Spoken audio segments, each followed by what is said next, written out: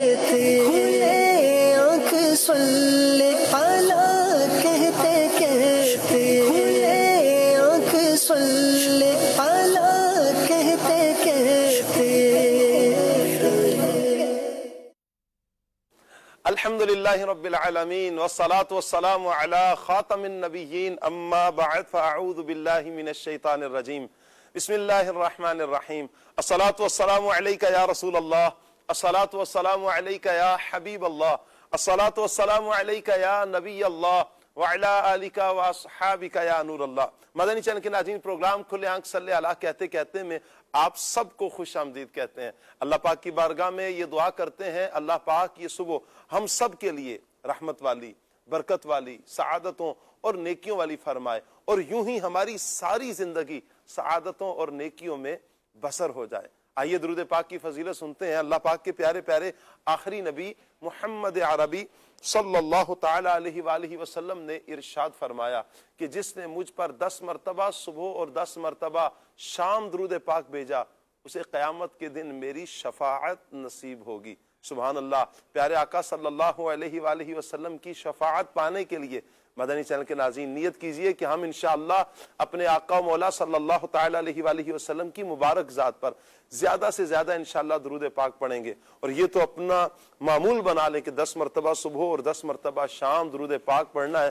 اس حدیث مبارکہ پر عمل کرتے ہوئے انشاءاللہ بہت برکات ہمیں نصیب ہوں گی۔ دنیا میں بھی درود پاک پڑھنے کی برکات نصیب ہوتی ہیں، اور انشاءاللہ کل عقبہ میں بھی عاشقان رسول جو پیارے آقا صلی اللہ علیہ وآلہ وسلم پر درود و سلام بھیجتے ہیں، انہیں اس کی برکات نصیب ہوں گی۔ صلو علی الحبیب صلی اللہ تعالی علی محمد صلی اللہ تعالی علیہ وآلہ وسلم۔ مدنی چینل کے ناظرین، آج کا ہمارا ٹاپک ہے نکاح۔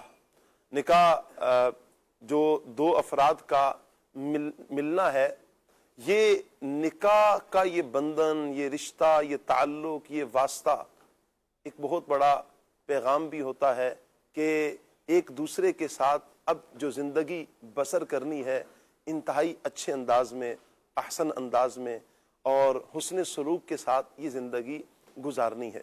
میرے آقا جان عالم صلی اللہ تعالی علیہ وآلہ وسلم نے جو اپنی ازواج کے ساتھ انداز اپنایا، کیا پیارا انداز تھا پیارے آقا صلی اللہ علیہ وآلہ وسلم کا۔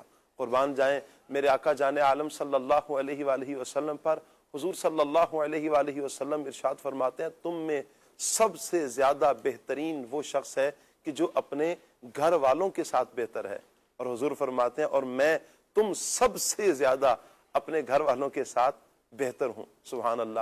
یہ ہے میرے آقا صلی اللہ علیہ وآلہ وسلم کا انداز اور انداز کریمانہ، جو آپ نے اپنی امت کو یہ تعلیم فرمائی، اپنی امت کو یہ پیغام عطا کیا۔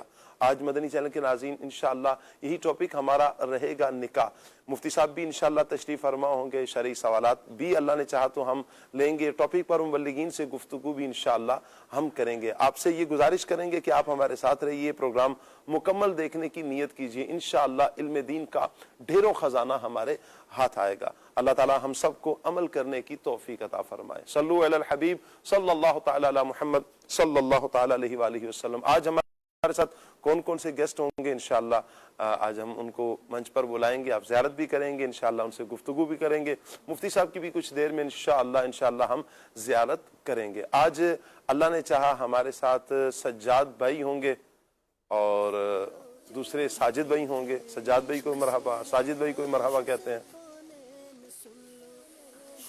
ظہور شاہ صاحب، قاری ظہور شاہ صاحب سے انشاءاللہ ہم قرآن پاک کی تلاوت سنیں گے۔ مرحبا کہتے ہیں جی۔ السلام علیکم۔ آمین۔ حیاکم تبارک اللہ ماشاءاللہ۔ کیف الحال سیدی؟ ماشاءاللہ۔ اجلس تفضل۔ ہے نا ماشاءاللہ۔ السلام علیکم ورحمۃ اللہ۔ ماشاءاللہ۔ شاہ صاحب کیسے ہیں آپ؟ ٹھیک ہیں؟ السلام علیکم۔ ساجد بھائی کیسے ہیں آپ؟ مرحبا مرحبا مرحبا ماشاءاللہ۔ ساجد بھائی ہمارے پنجاب سے تشریف لائے ہوئے، پنجاب گجرانوالہ سے ماشاءاللہ ساجد بھائی تشریف لائے ہوئے ہیں جی۔ مرحبا کہتے ہیں، آج انشاءاللہ ہمیں یہ ہمارے پروگرام میں آئے، مرحبا کہتے ہیں، اور ان کو انشاءاللہ ہم کلام بھی ان سے سنیں گے۔ مرحبا کہتے ہیں، بیٹھیں ساجد بھائی۔ السلام علیکم ماشاءاللہ۔ کیسے ہیں شاہد مدنی بھائی؟ مرحبا مرحبا، تشریف رکھیں، اللہ پاک برکتیں عطا فرمائے۔ آئیے مدنی چینل کے ناظرین سیگمنٹ کی طرف بڑھتے ہیں۔ سیگمنٹ ہے پیغام قرآن۔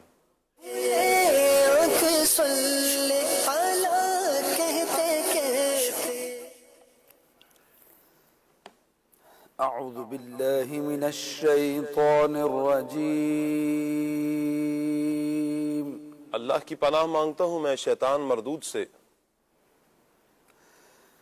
بسم الله الرحمن الرحيم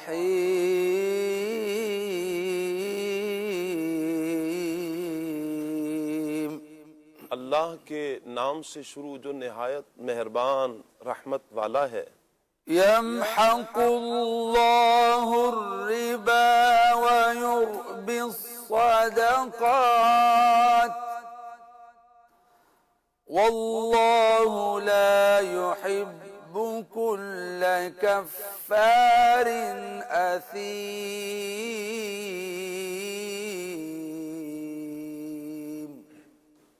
آسان ترجمہ قرآن کنز العرفان۔ اللہ سود کو مٹاتا ہے اور صدقات کو بڑھاتا ہے، اور اللہ کسی ناشکرے بڑے گناہگار کو پسند نہیں کرتا۔ اللہ اکبر۔ اس آیت مبارکہ کا پیغام کیا ملتا ہے؟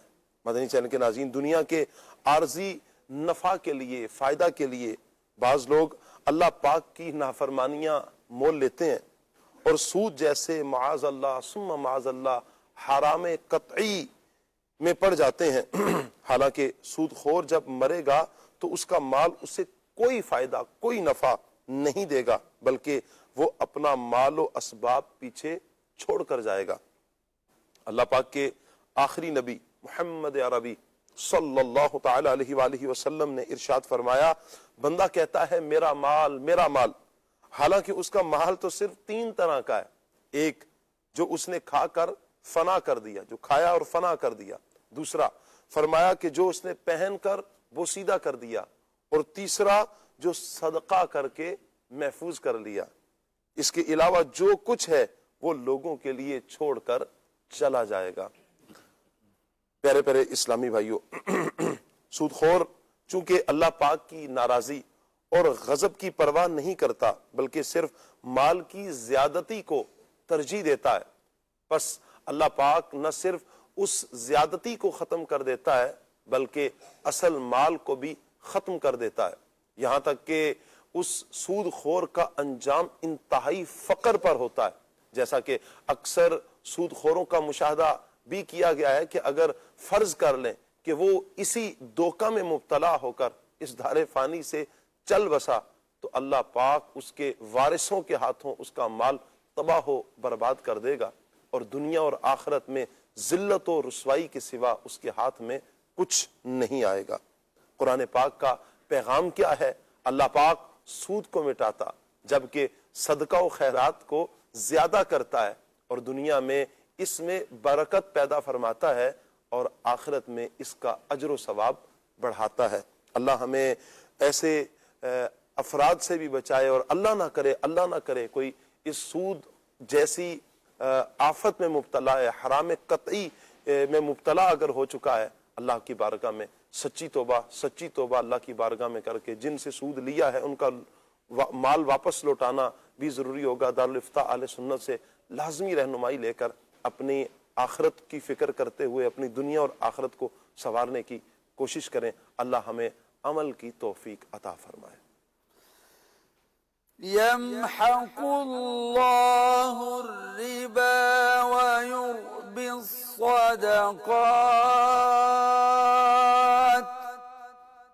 والله لا يحب كل كفار أثيم صدق الله العظيم۔ جزاک اللہ۔ اللہ پاک نور قرآن سے ہم سب کے سینوں کو منور فرمائے۔ قرآن و سنت کے مطابق اللہ پاک ہمیں اپنی زندگی بسر کرنے کی توفیق عطا فرمائے۔ مدنی چینل کے ناظرین، بلکہ مفتی صاحب کچھ ہی دیر میں انشاءاللہ تشریف لاتے ہیں۔ تشریف لے آئے مفتی صاحب، ویلکم کہتے ہیں مفتی صاحب کو۔ السلام علیکم ورحمۃ اللہ وبرکاتہ۔ ماشاءاللہ، مرحبا مرحبا۔ الحمدللہ۔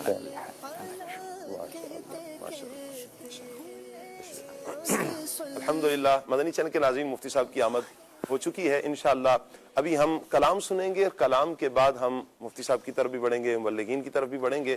آپ سے گزارش یہی کریں گے مدنی چینل کے ناظرین آپ ہمارے ساتھ جڑے رہیے, پروگرام مکمل دیکھنے کی نیت کیجیے اور اس نیکی کی دعوت کو آگے شیئر بھی کیجیے. اور آج اگر آپ کوئی شرعی سوال کرنا چاہیں گے تو انشاءاللہ آپ کی شرعی سوالات بھی لیے جائیں گے. آپ کال بھی کر سکتے ہیں, آپ ایس ایم ایس بھی کر سکتے ہیں, فیس بک یوٹیوب کے اگر آپ ناظرین ہیں تو آپ کمنٹس بھی کر سکتے ہیں, انشاءاللہ آپ کے کمنٹس کو بھی لیا جائے گا. آئیے ساجد بھائی کی طرف بڑھتے ہیں, کلام شامل کرتے ہیں. جی صلی اللہ علیہ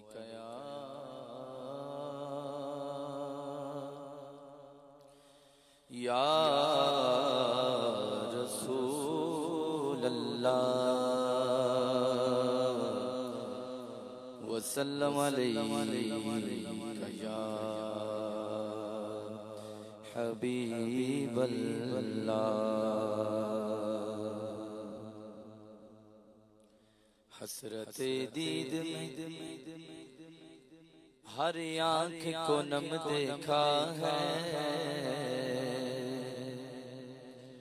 ارے میں نے ان کو تو نہیں ان کا کرم دیکھا ہے. ان سے نسبت ہے جنہیں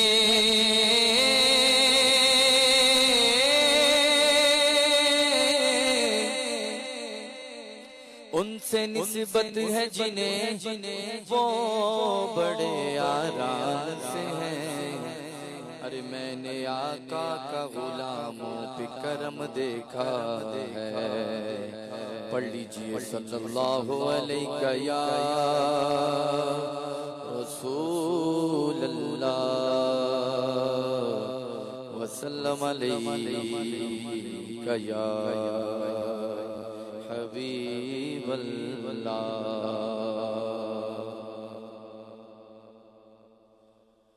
خاک مجھ میں کمال رکھا ہے, خاک مجھ میں کمال رکھا ہے. مصطفیٰ نے سنبھال رکھا ہے, مصطفیٰ نے سنبھال رکھا ہے, مصطفیٰ نے سنبھال رکھا ہے. دستگیری میری تنہائی کی تو نے ہی تو کی, میں تو مر جاتا اگر ساتھ نہ ہوتا تیرا. پورے قد سے جو کھڑا ہوں تو ہے یہ تیرا کرم, مجھ کو جھکنے نہیں دیتا ہے سہارا تیرا. مصطفیٰ نے سنبھال رکھا ہے, مصطفیٰ نے سنبھال رکھا ہے, مصطفیٰ نے سنبھال رکھا ہے. اور میرے عیبوں پہ ڈال کر پردہ,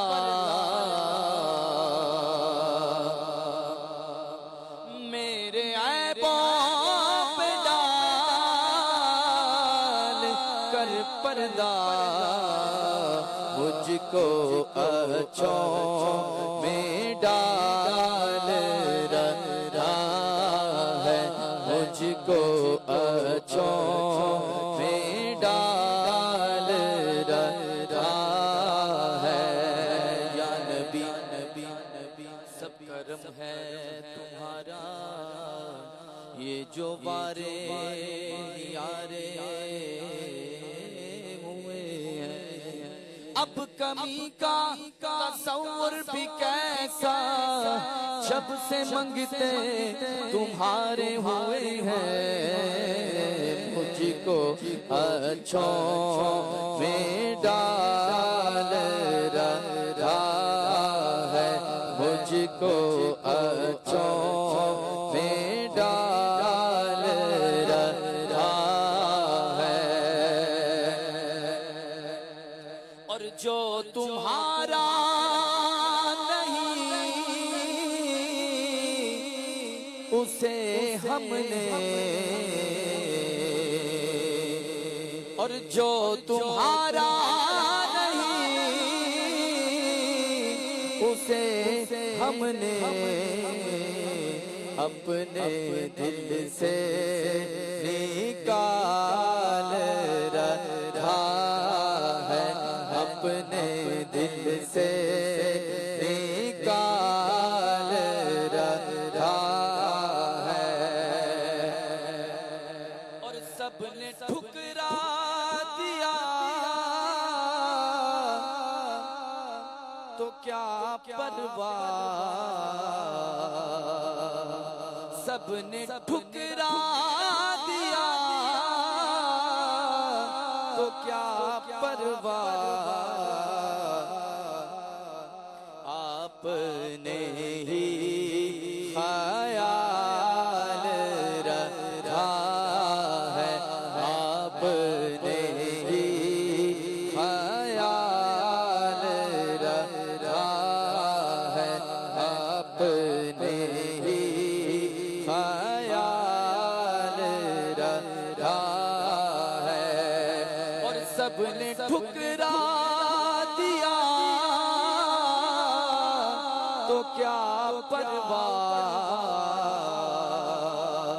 سب نے ٹھکرا دیا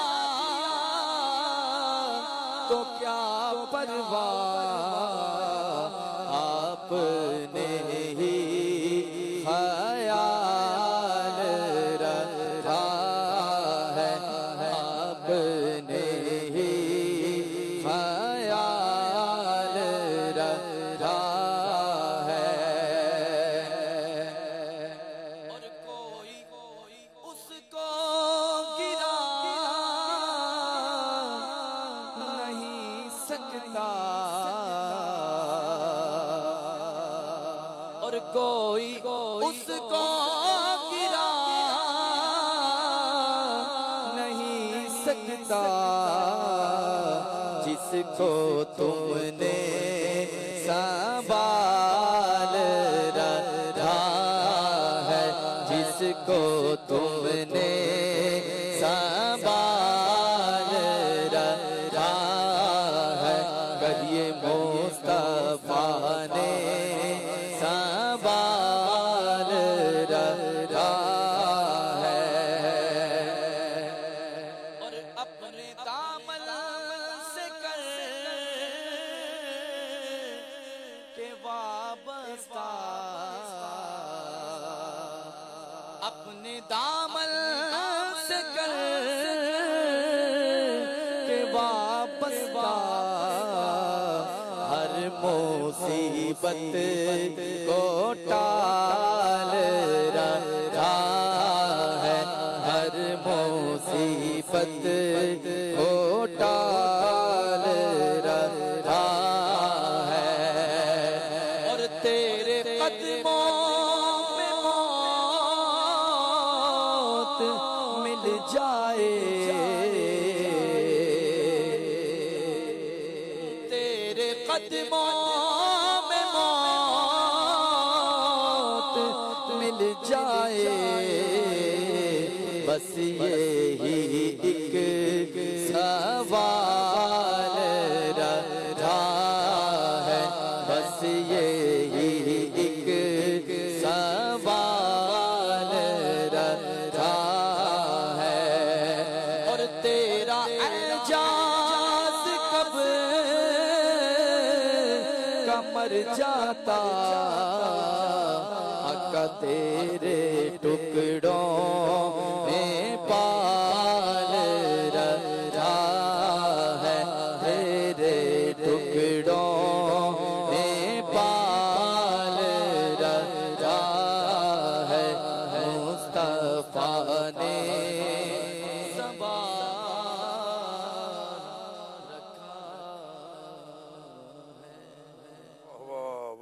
سبحان اللہ سبحان اللہ، مصطفیٰ نے سنبھال رکھا ہے، کیا بات ہے جی، کیا بات ہے میرے آقا جان عالم صلی اللہ تعالی علیہ وآلہ وسلم کی کرم نوازیوں کی۔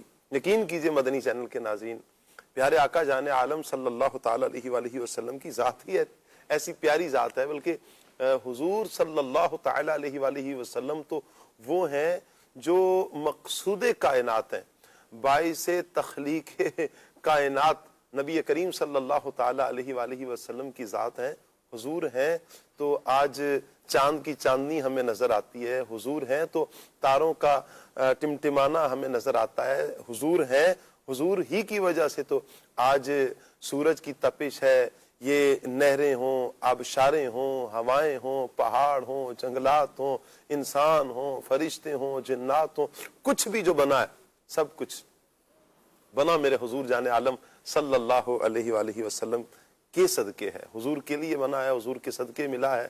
اللہ پاک ہمیں حضور جان عالم صلی اللہ تعالی علیہ وآلہ وسلم کی محبت میں سدا ہمارے دلوں کو سرشار فرمائے، اور ہمیشہ پیارے آقا صلی اللہ علیہ وآلہ وسلم کی محبت میں ہمارے دل جھومتے رہیں، یہ زبانیں پیارے آقا صلی اللہ علیہ وآلہ وسلم کے ذکر سے تر بتر رہیں، یہ آنکھیں حضور کے عشق میں بہتی رہیں، یہ دل پیارے آقا صلی اللہ علیہ وسلم کے عشق میں مچلتا رہے۔ مدنی چینل کے ناظرین، نبی کریم صلی اللہ علیہ وآلہ وسلم کی پیاری محبت پانے کے لیے ایک بہت پیارا ایک ذریعہ یہ ہوتا ہے کہ جس سے محبت کی جائے پھر اس کی اطاعت کی جاتی ہے، اس کی اتباع کی جاتی ہے، اس کے کہا کو لیا جاتا ہے، اس کے فرمان کو لیا جاتا ہے، اس کو فالو کیا جاتا ہے، جبھی تو پھر محبت کامل ہوتی ہے، محبت حقیقی ہوتی ہے۔ پیارے آقا صلی اللہ علیہ وآلہ وسلم سے حقیقی محبت پانے کے لیے پیارے آقا صلی اللہ علیہ وسلم کی اطاعت۔ اچھا، حضور کی اطاعت کریں گے تو ملے گا کیا؟ اللہ پاک ارشاد فرماتا ہے، قل ان کنتم تحبون اللہ فاتبعونی یحببکم اللہ۔ اللہ اکبر، اگر تم اللہ سے محبت کرنا چاہتے ہو، اللہ کی محبت تم چاہتے ہو تو کیا ہو؟ نبی کریم صلی اللہ علیہ وآلہ وسلم کی اطاعت کر لو۔ ہوگا کیا؟ اللہ تم سے محبت فرمائے گا، محبت بھی کرے گا، اللہ تمہارے گناہ بھی معاف فرما دے گا۔ یہ ہے حضور صلی اللہ علیہ وسلم کی اطاعت کا صلہ، حضور کی پیروی کا، حضور کو فالو کرنے کا صلہ اللہ پاک یہ عطا کرتا ہے کہ اللہ بندے سے محبت کرتا ہے۔ دیکھیں، ایک ہے بندہ، اپنے بندے کا تو کام ہی بندگی کرنا ہے اور اپنے رب سے محبت کرنا ہے بلا تشبیہ۔ یہاں اگر سمجھیں تو اولاد کا کام ہوتا ہے اپنے والدین سے محبت کرنا، شاگرد کا کام ہوتا ہے اپنے استاد سے محبت کرنا، مرید کا کام ہوتا ہے اپنے شیخ سے محبت کرنا، ورکر کا کام ہوتا ہے اپنے سیٹ سے محبت کرنا اور اس کا اظہار کرنا بلا تشبیہ۔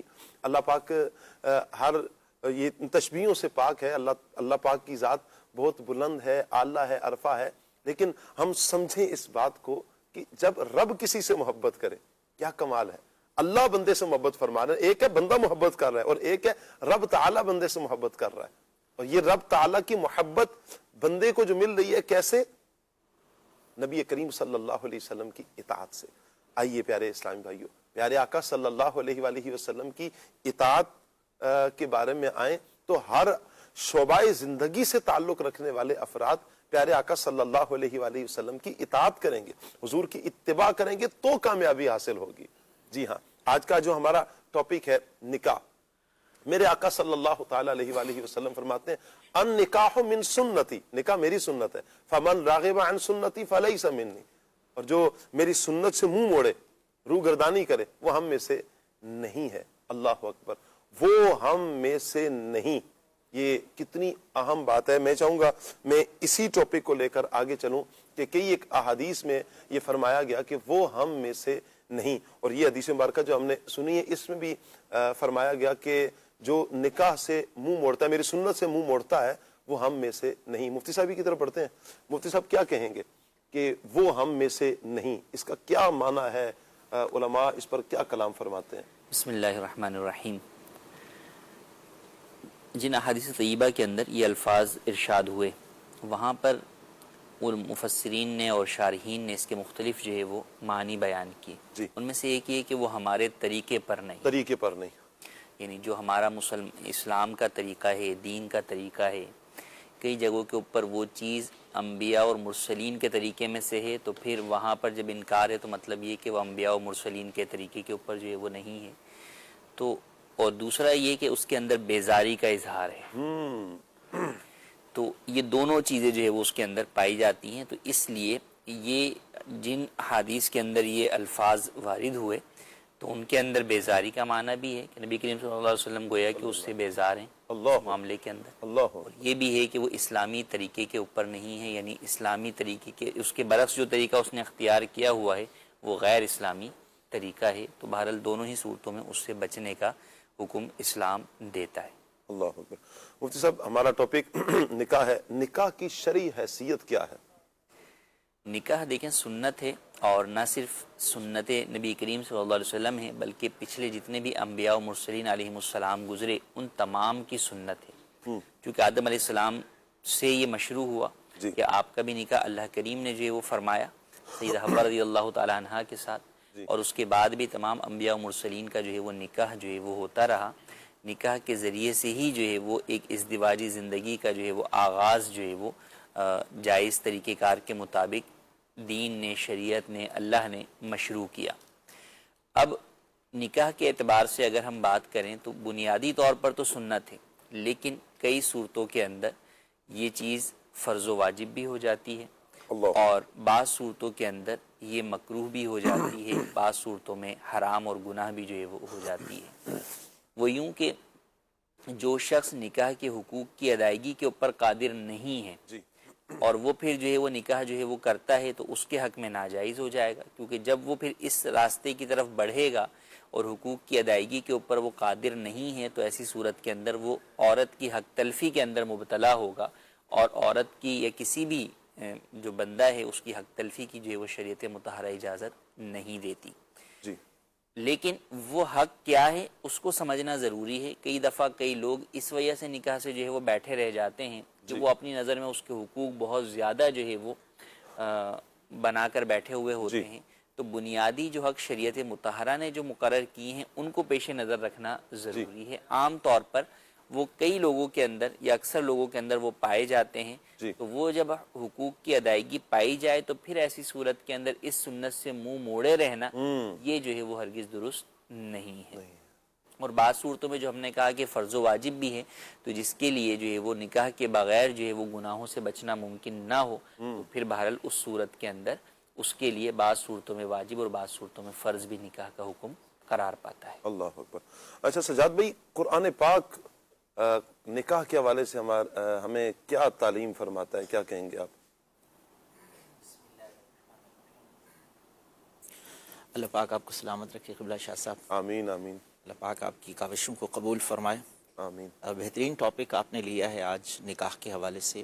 بڑی ضرورت ہے ہمارے معاشرے کے اندر اس ٹاپک پر بات کرنے کی, اور اس کے اندر بڑی اصلاح کی ضرورت ہے کہ جیسے ابھی آپ نے حدیث پاک بیان کی, مفتی صاحب نے بھی اس پر کلام فرمایا کہ نکاح تو سنت ہے, حضور کی سنت ہے. گویا کہ نبی رحمت صلی اللہ تعالی علیہ وسلم کو اللہ رب العالمین نے اس دھرتی پر بھیجا اور ہمارے لیے رحمت بنا کر بھیجا, اور فرمایا لقد کان لکم فی رسول اللہ اسوۃ حسنہ, کہ میرے محبوب کی سیرت کے اندر تمہارے لیے ایک بہترین نمونہ ہے. تم اس سے اپنی زندگی گزارنے کے اسلوب اور طریقے سیکھ سکتے ہو. اس کا مطلب کیا ہے کہ حضور اکرم صلی اللہ تعالی علیہ وسلم نے ہمیں کھانا کھا کے دکھایا کہ ایسے کھانا ہے. کیا بات ہے. حضور نے نکاح کر کے دکھایا ایسے نکاح کرنا ہے. حضور نے ازدواجی زندگی گزار کے دکھائی ایسے زندگی گزارنی ہے. سلیقہ, طریقہ, اسلوب حیات گویا کہ ہمیں حضور اکرم صلی اللہ تعالی علیہ وسلم نے عطا فرما دیا ہے. اب قرآن پاک جو ہے اللہ رب العالمین نے قرآن پاک کے اندر بڑی تفصیل کے ساتھ بڑے مختلف معاملات جو ہے نکاح کے حوالے سے بیان فرمائے ہیں. میں چند ایک آپ کے سامنے رکھنا چاہتا ہوں. سب سے پہلی بات یہ ہے کہ نکاح جو ہے وہ عظیم الشان اللہ کی طرف سے ایک نعمت ہے کہ مرد و خاتون اور مرد ایک دوسرے کے لیے حلال ہو جاتے ہیں اس کے ذریعے سے.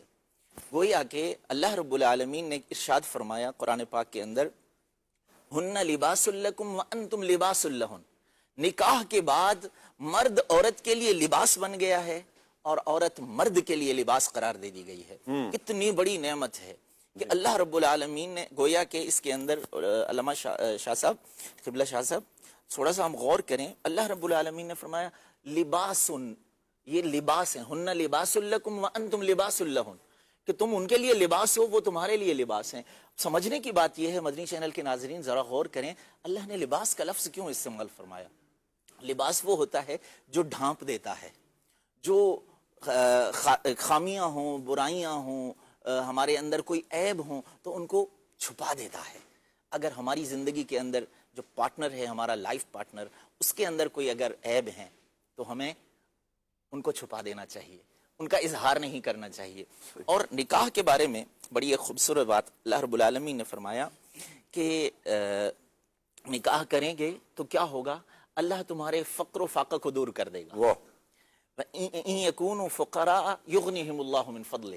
اللہ رب العالمین نے فرمایا یہ نکاح کریں گے تو اگر فقیر ہوں گے تو اللہ ان کو اپنے فضل سے غنی کر دے گا. کیا بات ہے، کیا بات. اپنے فضل و کرم سے. اس کا مطلب کیا ہے؟ آج ہمارے ہاں یہ سوچا جاتا ہے، یہ کہا جاتا ہے بچہ اپنے پاؤں پہ کھڑا ہو جائے، ہم بچہ جو ہے نا اپنے معاملات کو سدھارنے والا بن جائے پھر اس کا نکاح کریں گے. بہت سارے معاملات ہوتے ہیں، وہ نان نفقہ پر قادر ہوتا ہے جی. وہ نکاح کی اس کی جیسے ابھی ہمارے مفتی صاحب نے بیان فرمایا کہ کبھی فرض ہوتا ہے جی. نکاح، کبھی فرض ہوتا ہے، کبھی واجب ہوتا ہے. وہ وجوب والی کیفیت ہوتی ہے بچے کے اوپر، اس کا نکاح کرنا واجب ہو چکا ہوتا ہے، بچی کا نکاح کرنا فرض ہو چکا ہوتا ہے یا واجب ہو چکا ہوتا ہے، مگر اس کے باوجود وہ لوگ انتظار کرتے رہتے ہیں بچہ جو ہے نا اپنی گاڑی لے لے، اپنا اس کا گھر ہو جائے، اپنے پاؤں پر کھڑا ہو جائے، اس کے بعد جا کے نکاح کریں گے. خدا را اس پر غور کریں. اللہ رب العالمین نے ارشاد فرمایا آپ نکاح کر دو، اگر یہ فقیر بھی ہوں گے اللہ اپنے فضل سے ان کو غنی کر دے. کیا بات ہے، یہ کتنا پیارا ایک اللہ پاک کا فرمان ہے مدنی چینل کے ناظرین.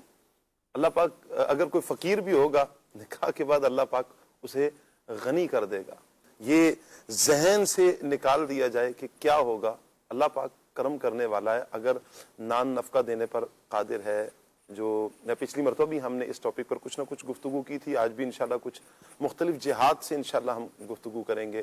تو اگر تو قادر ہے تو نکاح کر دینا ہی چاہیے، چاہے بچہ ہو چاہے بچی ہو، نکاح کر دینے میں ہی عافیت ہے. اچھا، ایک سوال یہ پیدا ہوتا ہے شاہد بھائی کہ کیا نکاح روحانی سکون کا بھی ذریعہ ہے؟ بسم اللہ الرحمن الرحیم. شاہ صاحب، ہماری زندگی کا جو گزر بسر ہے اس دنیا میں، ہمارے جس انداز کے معاملات ہیں، انسان اپنی لائف کو سیٹ کرنے کے لیے، اپنے فیوچر کو سیکیور کرنے کے لیے بہت ساری محنت اور مشقت کرتا ہے. ٹھیک ہو گیا. اور مزدوری کرتا ہے، کمانے کی مشقت اٹھاتا ہے، سارا دن تھک ہار کر وہ اس طرف متوجہ ہوتا ہے کہ اب مجھے کوئی راحت اور سکون ملے. اس طریقے سے عورت ذات ہے، گھر کے معاملات ہیں، والدین کی خدمت ہے، شوہر کی خدمت ہے، اس طرح کی ان کی جو زندگی ہوتی ہے محنت اور مشقت سے بھری ہوتی ہے. تو اللہ تبارک و تعالیٰ نے ان دونوں کے اس مقدس رشتے کو ایک دوسرے کے لیے راحت اور سکون کا سبب بنایا ہے. صحیح. اللہ تبارک و تعالیٰ نے اس رشتے کے اندر اتنا سکون اور راحت رکھی ہے کہ اللہ تبارک و تعالیٰ ان کو اس رشتے کے جڑنے کی وجہ سے راحت اور سکون عطا بھی فرماتا ہے. اللہ تبارک و تعالیٰ قرآن مجید میں ارشاد فرماتا ہے وَمِنْ آيَاتِهِ أَنْ خَلَقَ لَكُم مِّنْ أَنفُسِكُمْ أَزْوَاجًا لِتَسْكُنُوا إِلَيْهَا وَجَعَلَ بَيْنَكُمْ مَوَدَّةً وَرَحْمَةً إِنَّ فِي ذَلِكَ لَآيَاتٍ لِقَوْمٍ يَتَفَكَّرُونَ. اللہ تبارک و تعالیٰ نے قرآن مجید میں ارشاد فرمایا کہ اس کی نشانیوں سے ہے کہ اس نے تمہارے لیے تمہاری ہی جن سے جوڑے بنائے تاکہ تم ان کی طرف آرام پاؤ اور تمہارے درمیان محبت اور رحمت رکھی. بے شک اس میں غور و فکر کرنے والوں کے لیے نشانیاں ہیں. یقیناً اللہ تبارک و تعالیٰ نے یہ چیز بیان کرنے کے بعد ہمیں غور و فکر کرنے کا بھی درس عطا فرمایا کہ ہم قرآن کریم کی ان آیات کو اچھے طریقے سے سمجھنے کی کوشش کریں، اس کو سیکھنے کی کوشش کریں. جو اللہ تبارک و تعالیٰ کے فرامین موجود ہیں، جب ہم ان کے اندر غور و فکر کرتے ہیں تو ہمیں پتہ چلتا ہے کہ اللہ تبارک و تعالیٰ نے ہمارے لیے کیا کیا چیزیں میسر کی ہیں. کیونکہ دنیا بظاہر ہمارے لیے جیسے مومن کے لیے قید خانہ ہے، لیکن اس قید خانے میں بھی اللہ تبارک و تعالیٰ نے انسانوں کے لیے کچھ نہ کچھ راحتیں ایسی رکھی ہیں کہ جو جیسے دن انسان کے لیے اللہ تبارک و تعالیٰ نے کمانے کے لیے رکھا ہے اور رات آرام کے لیے رکھی ہے. تو بندہ سارا دن تھک ہار کر کماتا رہتا ہے، اللہ تبارک و تعالیٰ رات کو اس کو راحت اور سکون عطا فرماتا ہے. تو اس صورت میں اللہ تبارک و تعالیٰ نے اور بھی ایسے ذرائع رکھے ہیں کہ انسان جب اللہ تبارک و تعالیٰ کی اطاعت اور فرما برداری کرتا ہے اللہ تبارک و تعالیٰ اس کے اجر میں یا اس کے علاوہ بھی اللہ تبارک و تعالیٰ اپنے بندوں کو راحت اور سکون عطا فرماتا ہے. ٹھیک ہو گیا. اور یہ نکاح اور یہ شادی اللہ تبارک و تعالیٰ نے یہ بھی ایک راحت اور سکون کا ذریعہ رکھا ہے. صحیح ہو گیا جی. چلیں یقیناً نکاح روحانی سکون کا بھی سبب بنتا ہے کہ جب بندہ ذہنی طور پر اطمینان میں ہو پھر اب اس کا دل اللہ پاک کی یاد کی طرف بھی لگتا ہے کیونکہ بندہ ہے نا رب کا بندہ ہے رب سے محبت کرتا ہے. جب روحانیت کیا ہے روحانی سکون کیا ہے یہ قلبی جذبات ہیں. جب بندہ اللہ پاک کی یاد میں گم ہو جائے اللہ پاک کا ذکر کرے. آپ دیکھیں نماز جو نمازی حضرات ہیں انہیں نماز میں کتنا سکون ملتا ہے. نماز کے بغیر ان کی زندگی یوں کتنی اجیرن ہو جاتی ہے. کئی ایسے افراد آپ نے دیکھے ہوں گے اگر کہیں ان کی نماز رہ جائے ان کی آنکھوں میں آنسو ہو جاتے ہیں بے چین ہو جاتے ہیں.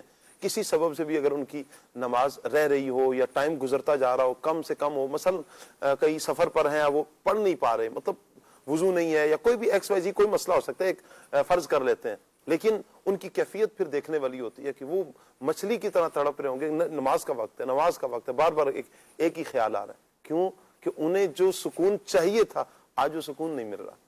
تو ایسے ہی اللہ پاک نے اس رشتے میں بھی اس اعتبار سے بھی سکون رکھا ہوا ہے. بندہ جب تھک ہار کے گھر آتا ہے گھر سے جب کھانا ملا اچھے انداز سے ویلکم کیا گیا اب اسے روحانی سکون بھی ملے گا.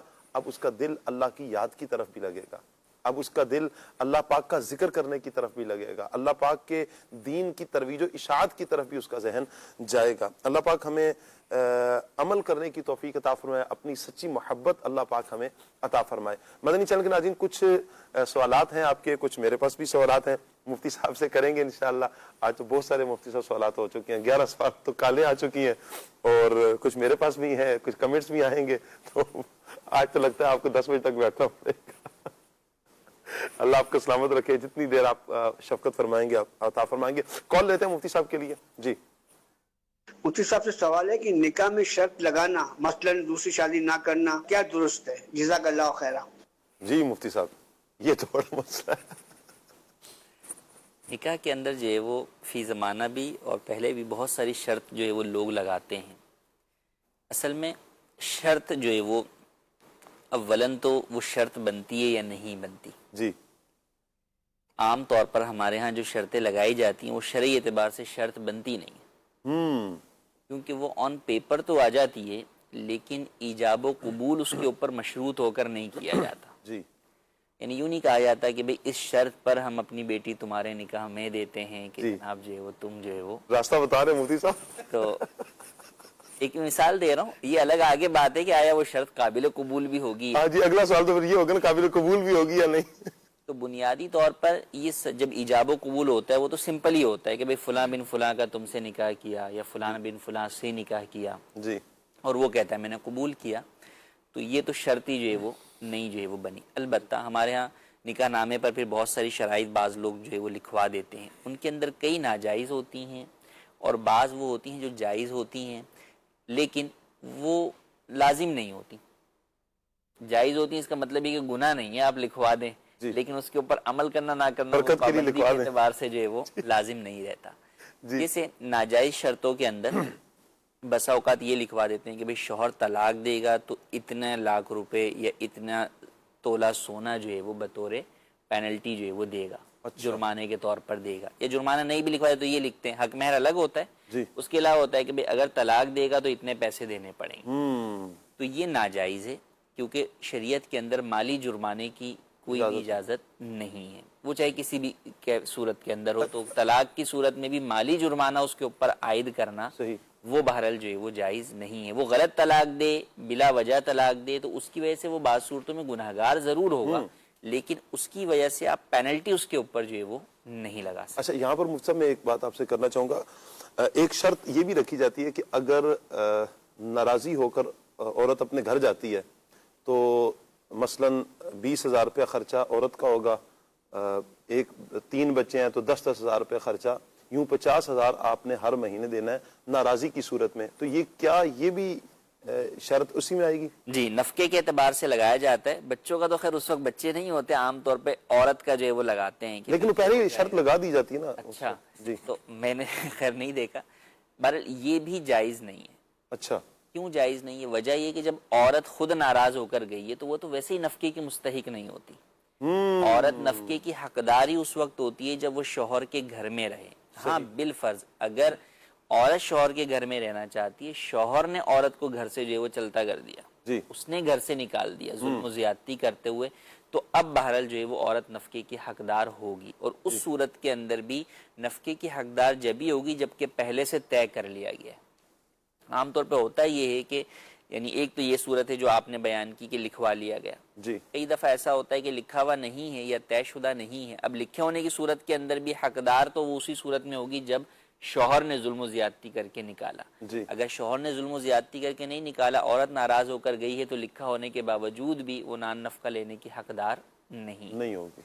اور ایک یہ ہے کہ شوہر نے نکالا ہے اور لکھا ہوا نہیں ہے اور عورت جا کر اپنے میکے میں جا کے جو ہے وہ بیٹھی ہوئی ہے، تو اب ایسی صورت میں کئی مہینوں یا سال بھی گزر گئے، تو اب اس کے بعد جب صلح ہوتی ہے تو یہ کہا جاتا ہے کہ بھئی پچھلا جو ہے وہ نان نفقہ جو ہے وہ ادا کرو. جی تو یاد رہے کہ وہ نان نفقہ جو کہ کا ٹائم جو گزر گیا جی وہ جو ہے وہ شوہر کے اوپر لازم نہیں آتا. وہ اس صورت میں لازم ہوگا جبکہ شروع میں ہی طے کر لیا کہ بھئی اب یہ جو ہے وہ جا رہی ہے، تم نے نکالا ہے اس کو، تو لہٰذا اب جو ہے وہ ہر مہینے اتنا جو ہے وہ نان نفقہ تم جو ہے وہ ادا کرو گے. تو یوں یہ خود باہمی طور پہ طے کر لیا یا بسا اوقات قاضی کے ذریعے سے فیصلہ کروا کے طے کروا لیا گیا، تو پھر وہ نان نفقہ جو ہے وہ لازم ہوتا ہے اور وہ شوہر کو پھر بعد میں بھی ادا کرنا پڑتا ہے. ٹھیک ہو گیا. تو اب جائز شرطوں میں جیسے انہوں نے کہا کہ بھئی جو ہے وہ دوسری شادی جو ہے وہ کی شرط جو ہے وہ لگا دیتے ہیں، تو یہ اگر لگا دی ہے تو ایسی صورت کے اندر کوئی ناجائز وہ نہیں ہے. جی لیکن انڈرسٹوڈ سی بات ہے کہ یہ شرعی اعتبار سے جو ہے وہ اس کے اوپر لازم جو ہے وہ نہیں ہوگی. جی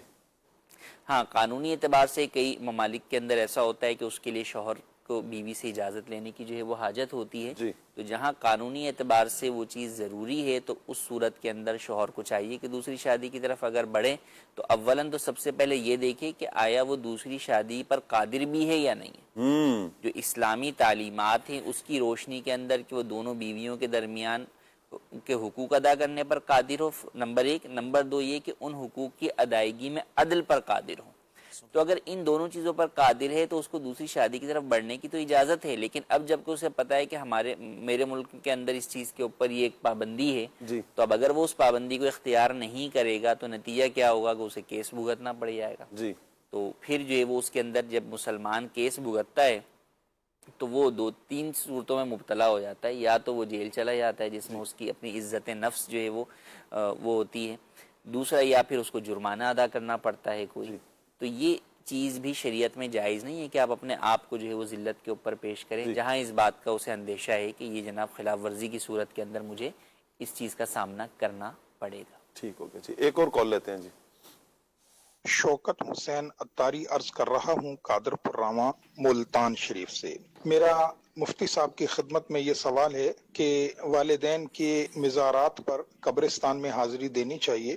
جمعے والے دن حاضری دینے کی بڑی فضیلت ہے، تو حضور قبر پر حاضر ہونے کا طریقہ ارشاد فرما دیجئے کہ اپنے والد یا والدہ کی قبر پر حاضری دینے کا کیا طریقہ ہے اور وہاں کیا پڑھ کر کس انداز میں دعا مانگنی چاہیے. جزاک اللہ خیرہ. مفتی صاحب یہاں ایک جیسے انہوں نے سوال بھی کیا ہے کہ والدین کے مزار پر، اچھا بعض اوقات ہوتا یہ ہے کہ اپنا استاد ہے تو استاد کا مزار، میں اپنے استاد کے مزار پر جا رہا ہوں، والد ہے والدین ان کے مزار، تو مزار شریف اور قبر، پہلے تو یہ تھوڑا سا فرق ہمیں معلوم ہو جائے نا، مزار کون سا کہلائے گا اور قبر کون سی کہلائے گی؟ جی دیکھیے بنیادی طور پر تو مزار میں بھی قبر ہی ہوتی ہے، البتہ مزار کا مطلب زیارت کرنے کی جو ہے وہ جگہ. جی تو عام طور پہ عرف کے اندر مزار جو ہے وہ اللہ کے نیک بندوں اولیاء اللہ کے لیے جو ہے وہ ان کی قبور کے لیے مزار کا لفظ استعمال ہوتا ہے.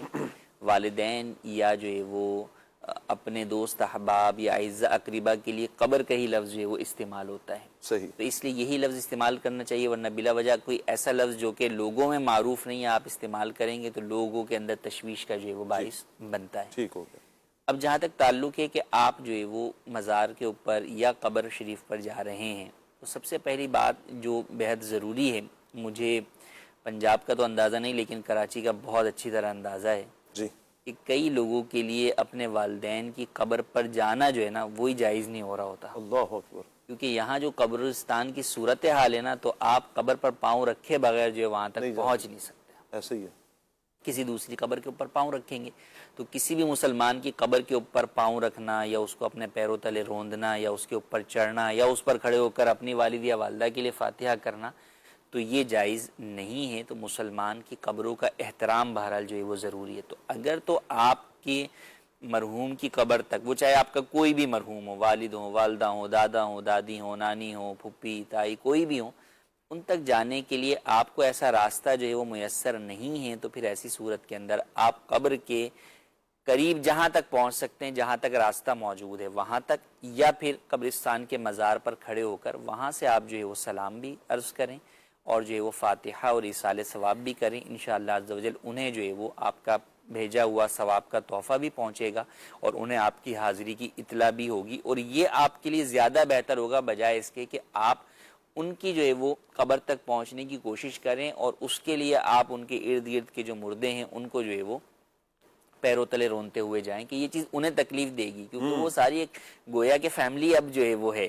تو اب وہ کیا کہیں گے کہ یار یہ تمہارا جو ہے وہ بندہ آیا تھا اور ہمیں جو ہے وہ رونتے ہوئے جو ہے وہ تم تک جو ہے وہ پہنچا ہے. اللہ اکبر. تو اس لیے شرعی اعتبار سے بھی جو ہے وہ جائز نہیں ہے اور ویسے بھی مناسب نہیں ہے، تو اس لیے جو ہے وہ باہر کھڑے ہو کر پڑھنا چاہیے. ہاں اگر وہاں تک آپ پہنچ سکتے ہیں بغیر کسی قبر پر چڑھے اور وہاں پر کھڑے ہونے کی جگہ بھی میسر ہے، تو ایسی صورت میں بہتر یہ ہے کہ آپ اس طرح کھڑے ہوں کہ آپ کا جو پیٹھ ہے وہ قبلے کی جانب ہو اور آپ کا چہرہ جو ہے وہ میت کے چہرے کی جو ہے وہ جانب ہو، اور وہاں پر کھڑے ہو کر آپ سب سے پہلے سلام جو ہے وہ عرض کریں، اور اس کے بعد آپ مختصر فاتحہ پڑھنا چاہتے ہیں تو مختصر جو ہے وہ فاتحہ شریف جو ہے وہ پڑھیں. چاروں کل شریف ہیں، سورہ فاتحہ ہے اور چند مختصر جو قرآن کریم کی دعائیں معصورہ ہیں وہ پڑھیں اور ان کے لیے دعا کریں. اور آپ طویل پڑھنا چاہتے ہیں تو اس کے لیے پھر آپ اور مختلف صورتیں ہیں، سورہ یاسین شریف جو ہے وہ آپ وہاں پر پڑھ لیں، سورہ ملک شریف پڑھ لیں. تو یوں مختلف جو ہے وہ آپ قرآن کریم کی آیات کی تلاوت جو ہے وہ کر کر، صورتوں کی تلاوت کر کے اس کا ثواب ان کو ایصال کر سکتے ہیں. اچھا مفتی صاحب، یہ کہا جاتا ہے نا کہ قبرستان میں نیا راستہ نہ بنائیں، جو عرفی راستہ ہے اسی پر چلیں.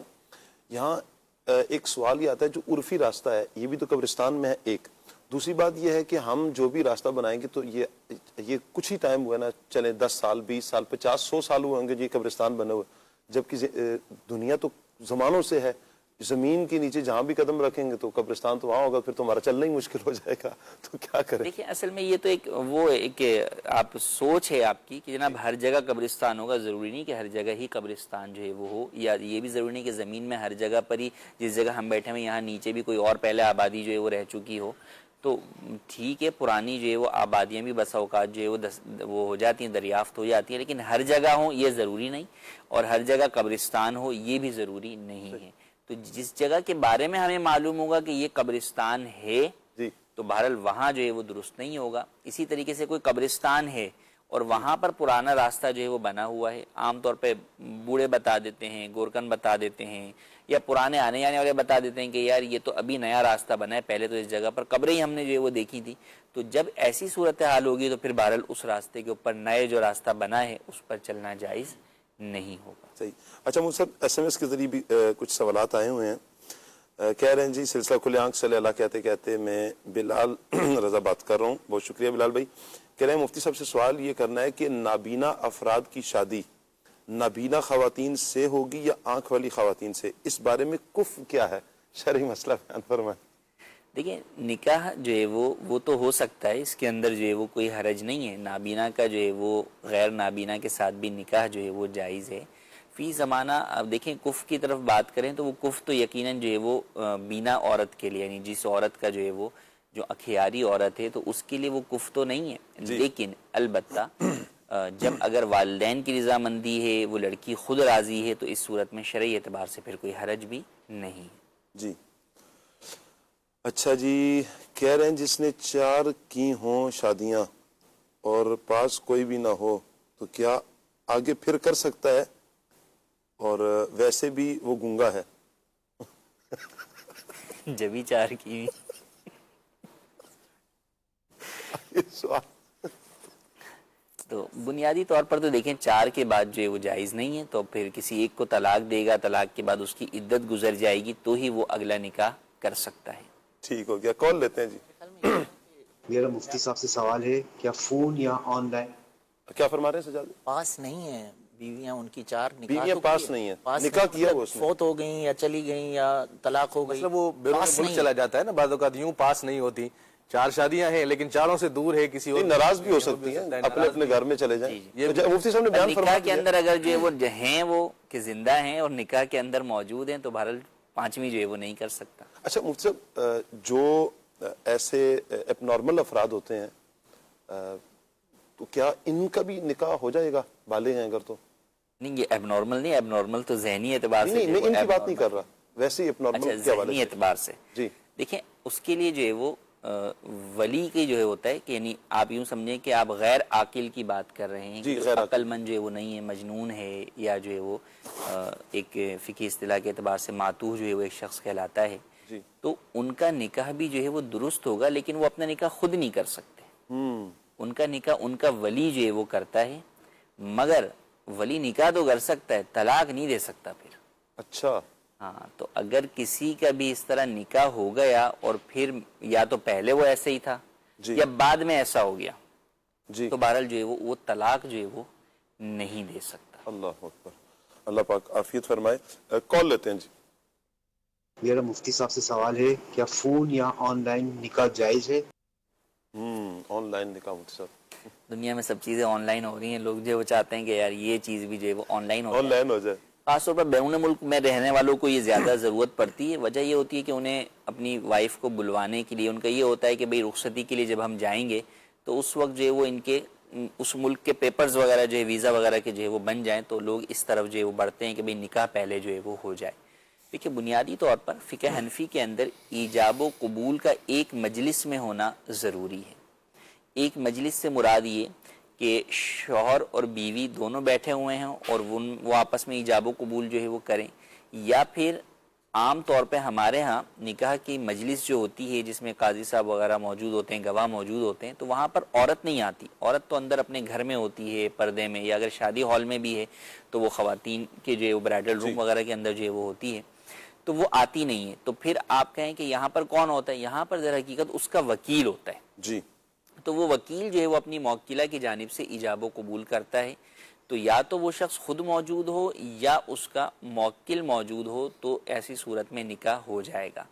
تو اب آن لائن نکاح کے اندر چونکہ مجلس الگ الگ ہے, اگرچہ وہ ویڈیو کے اوپر نظر بھی آ رہے ہیں, جب بھی مجلس بہرحال جدا ہے, تو یوں تو نکاح جائز نہیں ہے کہ آن لائن وہاں پر جو شخص موجود ہے یا عورت موجود ہے اس سے کہا جائے اور وہ وہاں سے ایجاب و قبول کرے, تو یوں نکاح نہیں ہوگا. اس کا درست اور جائز طریقہ کار یہی ہے کہ مثال کے طور پہ اگر نکاح منعقد ہو رہا ہے لڑکی والوں کی طرف, مثلا پاکستان میں ہو رہا ہے اور لڑکا جو ہے وہ باہر ہے, تو ایسی صورت میں لڑکا وہاں سے پاکستان میں موجود اپنے کسی بھی جاننے والے کو وہ وکیل بنا دے کہ بھئی میں جو ہے وہ تمہیں وکیل بناتا ہوں کہ تم میرا نکاح فلانا بنت فلاں سے اتنے حق مہر کے بدلے میں کر دو یا کروا دو. کیونکہ عام طور پر وہ وکیل خود نہیں کرتا, وہ قاضی کے ذریعے سے کرواتا ہے, قاضی کرواتا ہے نکاح جو ہے. تو وہ دونوں چیزوں کی اجازت دے دے کہ میں تمہیں خود اس بات کی بھی اجازت دیتا ہوں کہ تم میری طرف سے ایجاب و قبول کر لو میرے نکاح کے لیے, یا جو ہے وہ کسی اور کے ذریعے سے کروا لو. اب وہ جو موکل ہوگا, اب وہ چاہے اس کا والد ہو, بھائی ہو, دوست ہو, کوئی بھی ہو, وہ اس مجلس نکاح کے اندر گویا کہ اپنے موکل کی جانب سے ایجاب کرے گا یا قبول کرے گا. صحیح. تو پھر یوں نکاح منعقد ہو جائے گا. اچھا مفتی صاحب, ایک سوال پچھلی مرتبہ بھی آیا تھا, ہم لینے میں لیٹ ہو گئے تھے. یہ طاہر حمید بھائی ہیں, کمنٹ کر رہے ہیں ہمیں, کہہ رہے ہیں آپ سب کو سلام, محبت برا سلام جی. وعلیکم السلام ورحمۃ اللہ. رجب کا چاند بہت بہت مبارک ہو جی, خیر مبارک. کہہ رہے ہیں جی لفظ رضا اور رضا کا مطلب کیا ہے؟ را کے نیچے زیر, را کے اوپر زبر. رضا تو رضا مندی جو ہے وہ ہے, رضا کا لفظ بھی جو ہے وہ میرے خیال سے یہ جو ہے وہ امام احمد رضا خان علیہ رحمہ کے حوالے سے شاید جو ہے وہ یہ پوچھنا چاہتے ہیں. بعض جو ہے وہ رضا بھی جو ہے وہ اسے پڑھتے ہیں یا رضا جو ہے وہ پڑھتے ہیں. تو بہرحال رضا تو معنی رضا مندی کا ہی جو ہے وہ معنی ہوتا ہے, اور بنیادی طور پہ ممکن ہے کہ اس کے اندر عربی لغت کے اعتبار سے کوئی فرق ہو, فی الحال وہ جو ہے وہ پیش نظر نہیں. صحیح. کال لیتے ہیں جی. حضور میرا ایک سوال ہے کہ میں بینک میں کام کرتا ہوں. بینک والے کہتے ہیں بالفرض وہاں پہ جا کے مارکیٹ میں پیمنٹیں رکھوائے تو ان کو کمیشن دلوائے. ٹھیک ہے, زور لے کر میں ان سے یہ کہتا ہوں کہ آپ اگر پیسہ رکھیں گے تو آپ رکھ سکتے ہیں. ٹھیک ہے, تو ان کو یہ نہیں کہتا کہ آپ کو کتنی پروفٹ ملے گی یا کتنا آپ کو وہ چیز ملے گی. کیا یہ کاروبار کرنا جائز ہے یا ناجائز؟ پلیز مجھے اس کا جواب ضرور مفتی صاحب سے دلوا دیں. جی انشاءاللہ. جی مفتی صاحب. دیکھیں بنیادی طور پر تو بینک کے اندر جب آپ رقم رکھواتے ہیں تو عام طور پر تو وہ سودی صورتیں ہی ہوتی ہیں کہ بینک میں پیسہ ڈپازٹ کروانے کے اوپر وہ اس کے اوپر آپ کو نفع دیتے ہیں, سوائے یہ کہ آپ کرنٹ اکاؤنٹ کھلوانے کی کسی کو ترغیب دیں تو وہ جدا بات ہے. لیکن کرنٹ اکاؤنٹ کے میں بھی بعض اکاؤنٹ ایسے ہیں جن کے اندر بینیفٹ جو ہے وہ ملتا ہے, وہ ان ٹرم آف منی نہیں ملتا لیکن وہ ان ٹرم آف سروسز جو ہے وہ مل رہا ہوتا ہے کہ بھئی اتنا اماؤنٹ آپ مینٹین رکھیں گے بیلنس تو ایسی صورت میں آپ کو جو ہے وہ A T M card free ملے گا یا جو ہے وہ آپ کو چیک بک فری ملے گی یا اور دیگر سروسز جن کے چارجز ہوتے ہیں آپ کو وہ فری ملیں گے, لیکن شرط یہ ہے کہ آپ کو اتنا بیلنس مینٹین رکھنا پڑے گا. تو اس طرح کی اگر کرنٹ اکاؤنٹ ہے تو وہ بھی ناجائز ہے. تو اگر ان کو صرف کرنٹ اکاؤنٹ نہیں بلکہ یہ سارے ہر قسم کے جو ہے وہ ڈپازٹ کے لیے لوگوں کو جو ہے وہ راضی کرنا پڑتا ہے, ان کو ترغیب دینی پڑتی ہے, تو اس کا مطلب یہ سود کی ترغیب لوگوں کو دے رہے ہیں. جی تو یہ بالکل ہی جائز نہیں ہے, حرام ہے کہ حدیث پاک کے اندر جو ہے وہ سود لکھنے والے پر, سود کو جو ہے وہ گواہ بننے والے پر بھی جو ہے وہ لعنت کی گئی. تو یہ گناہ کے کام میں مدد کرنا, جی کسی شخص کو گناہ کی طرف لے کر جانا, تو یہ تو اور زیادہ جو ہے وہ گناہ ہے کہ آپ اس کے لیے وہ گناہ کا جو ہے وہ ذریعہ اور سبب جو ہے وہ بنے ہیں. تو بالکل بھی ایسی جاب کرنا جائز نہیں ہے. ٹھیک ہو گیا. اچھا مفتی صاحب, گروی اپنا گھر رکھوا کر 10 لاکھ روپے لیے گئے ہیں, مثال دے رہا ہوں, 10 لاکھ دے کر گروی رکھا گیا اور ہر مہینے 3,000 روپیہ 4,000 روپیہ بطور کرایہ لیا جا رہا ہے. اب خود نہیں رہ رہے, جن سے 10 لاکھ لیے ہیں وہ گھر میں رہ رہے ہیں. اب ہوگا یوں کہ کچھ ٹائم بعد جب 10 لاکھ روپے واپس ہوں گے تو اب یہ گھر واپس کر دیا جائے گا, اس میں کوئی شرعی قباحت؟ دیکھیں گروی جب آپ کوئی بھی چیز جو ہے وہ رکھواتے ہیں تو وہ رہن کے بدلے میں نفع جو ہے وہ سامنے والا نہیں اٹھا سکتا, اس کے پاس ایز اے سیکیورٹی ڈپازٹ تو وہ چیز رہتی ہے کہ اگر کل کو یہ ادائیگی نہ کر سکے گا تو میں اس چیز کو بیچ کر اپنے پیسے وصول کر لوں گا. لیکن وہ اس میں رہ نہیں سکتا, وہ اس کا نفع نہیں اٹھا سکتا, صحیح نہ رہ سکتا ہے نہ وہ آگے کسی اور کو کرائے پر دے سکتا ہے. یہ چیز جائز نہیں ہے. اب لوگوں نے اس کا یہ طریقہ نکالا کہ بھئی ایسا کریں گے کہ ہم کرایہ بھی ان کو دے دیں گے. تو اب یہاں پر دو باتیں ہیں کہ کرایہ مارکیٹ کے مطابق دیا جا رہا ہے یا اس سے کم دیا جا رہا ہے. تو عام طور پہ کم ہی دیا جا رہا ہوتا ہے کہ ایک پراپرٹی اس کا کرایہ 25,000 50,000 ہے تو وہاں پہ وہ 3,000 روپے کرایہ دے رہے ہوتے ہیں. تو یہ جو آپ کو 25-50 کے بدلے میں 3,000 کا یہ جو درمیان کا جو ڈفرینس ہے یہ بینیفٹ مل رہا ہے. یہ وہی ہے کہ کلو قرض جرا منفیتن فہو ربا, کہ ہر وہ قرض جو نفع لائے وہ سود ہے. صحیح. تو وہ منفیت چاہے وہ کسی بھی صورت کے اندر جو ہے وہ ملے. تو بہرحال یہ جو ہے وہ جائز نہیں ہے, تو ایسا کرنے کی ہرگز اجازت نہیں ہوگی. ٹھیک ہو گیا. ایک اور کال لیتے ہیں. جی مفتی صاحب کی بارگاہ میں سوال ہے کہ مہر معجل اور مہر مؤجل میں کیا فرق ہے, جواب اشرف دیجیے. جی مفتی صاحب. معجل میم عین جیم لام یا اسی کو جو ہے وہ غیر مؤجل بھی جو ہے وہ لوگ کہتے ہیں. اس کا مطلب یہ ہے کہ وہ حق مہر جو کہ رخصتی سے پہلے جو ہے وہ ادا کیا جاتا ہے. صحیح. کئی دفعہ یوں ہوتا ہے کہ مجلس نکاح میں ادا کر دیا جاتا ہے, اور زیادہ تر یہ ہوتا ہے کہ شب زفاف میں عورت کو جو ہے وہ پہلے جو ہے وہ حق مہر کی ادائیگی کی جاتی ہے. جی. اور اس کے علاوہ جو مہر مؤجل ہے میم حمزہ واو جیم لام, اس کا مطلب یہ ہے کہ بعد میں دینے والا مہر. صحیح. تو اب بعد میں دینے کی دو صورتیں ہوتی ہیں, یا تو کوئی ٹائم فریم ذکر ہے کہ بھئی 2 سال بعد دینا ہے, 5 سال بعد دینا ہے, جی, یا مقرر نہیں ہوتی. تو مقرر نہیں ہوتی عام طور پہ ہمارے ہاں ایسے ہی ہوتا ہے. تو ہمارے ہاں عرف کے مطابق جس کی مقرر مدت نہیں ہوتی تو وہ طلاق یا وفات کی صورت کے اندر وہ حق مہر جو ہے وہ لازم ہو جاتا ہے, اس کی ادائیگی لازم ہو جاتی ہے. تو لہٰذا طلاق ہو گئی تو ایسی صورت میں پھر فوراً جو ہے وہ دینا ہوگا. جی. اور اگر جو ہے وہ وفات ہو گئی, دونوں میں سے کسی کی بھی, شوہر کی ہو گئی یا بیوی کی ہو گئی, بیوی کی ہو گئی تو آپ بولیں گے کس کو دینا ہے, اس کے ورثاء کو دینا ہے, جس کے اندر شوہر خود بھی ہوگا, اور اگر اولاد ہے تو وہ بھی ہوگی, اولاد نہیں ہے تو عورت کے والدین یا جو ہے وہ بہن بھائیوں کی طرف بھی وہ جائے گا. ٹھیک ہو گیا. اچھا مفتی صاحب, بعض اوقات حق مہر نکاح سے بھی پہلے دے دیا جاتا ہے. اب نکاح سے پہلے دے دیا, مثلا 1 لاکھ روپے حق مہر تھا وہ پہلے دے دیا, اب آج یعنی 2 دن بعد وہ مجلس رکھی گئی ہے نکاح کا، اب مسجد میں آئے ہیں نکاح جی، اب نکاح کیا ہے جی؟ اب لکھ رہے ہیں قاضی صاحب، اب بتایا جاتا ہے جی آپ معجل لکھ دیں لیکن ہم نے نکاح حق مہر ادا کر دیا ہوا ہے، تو یہ عمل ٹھیک ہے؟ ہاں، تو یہ اصل میں اس طرح کی وقت جو چیز دی جاتی ہے وہ پہلے گویا ان کے پاس جو وہ چیز گئی ہوئی ہے وہ گویا کہ ان کے ہاتھ میں بطور امانت ہے، ٹھیک ہو گیا، تو وہ امانتاً آپ نے پہلے کسی کو دے دی. جیسے اب میں اور آپ کسی بھی چیز کا جو ہے وہ سودا کر رہے ہیں، خرید و فروخت کر رہے ہیں، صحیح، تو قیمت ہم بعد میں طے کریں اور پہلے سے جو ہے وہ، یا ہم جو سودا ہے وہ بعد میں کریں اور پہلے سے جو ہے وہ پیسے جو ہے وہ آپ کو میں پکڑوا دوں، تو اس لیے تو ان چیزوں میں وہ جو سامنے والے کے پاس وہ رقم جاری ہے وہ امانت ہے. وہ حق مہر کب بنا؟ جب وہ عقد ہوا تو اس وقت جا کر وہ حق مہر جو ہے وہ بن گیا. ٹھیک ہو گیا جی. کال لیتے ہیں. مفتی صاحب سے سوال ہے کہ عام مبلغ یہ کہہ دیتے ہیں کہ حصہ پاک کا مفہوم یہ ہے، کیا وہ یہ بھی کہہ سکتا ہے کہ اعتق کا مفہوم یہ ہے؟ اس طرح وہ بیان کر سکتا ہے یا نہیں؟ جی دیکھیں، مفہوم بیان کرنے میں چاہے وہ آیت کا بیان کریں یا حدیث کا، اولاً تو صحیح مفہوم جو ہے وہ آپ کو معلوم ہونا یہ ضروری ہے. غیر عالم تو مفہوم نکال ہی نہیں سکتا، اور عالم بھی جو ہے وہ بہرحال اس کے اندر اس کو احتیاط جو ہے وہ ضروری ہوتی ہے کہ وہ جو مفہوم کا مطلب کیا ہے کہ میں نے اس سے یہ سمجھا ہے، جی یہ اس کا فہم جو ہے وہ یہ ہے، تو وہ آپ اپنی مرضی سے نہیں سمجھ سکتے. جو اس کے اندر مفسرین نے چیزیں بیان کی ہیں اسی کو ہوتا ہے کہ آپ وہی بیان کر سکتے ہیں. ہاں ابھی ہوتا ہے کہ آپ ورڈ ٹو ورڈ تو نہیں جانتے لیکن اس کا خلاصہ جو ہے وہ آپ کو معلوم ہوتا ہے، وہ آپ نے پڑھا ہوا ہوتا ہے، وہی آپ بیان کر رہے ہوتے ہیں. تو وہ جس طرح جو ہے وہ آپ حدیث مبارکہ کا بیان کر سکتے ہیں اسی طرح آیت طیبہ کا بھی بیان کر سکتے ہیں. بہرحال احتیاط دونوں میں ضروری ہے. ٹھیک ہو گیا. میسج آیا خانے وال سے، کیا لڑکی اپنا نکاح نامہ خود پڑھ سکتی ہے؟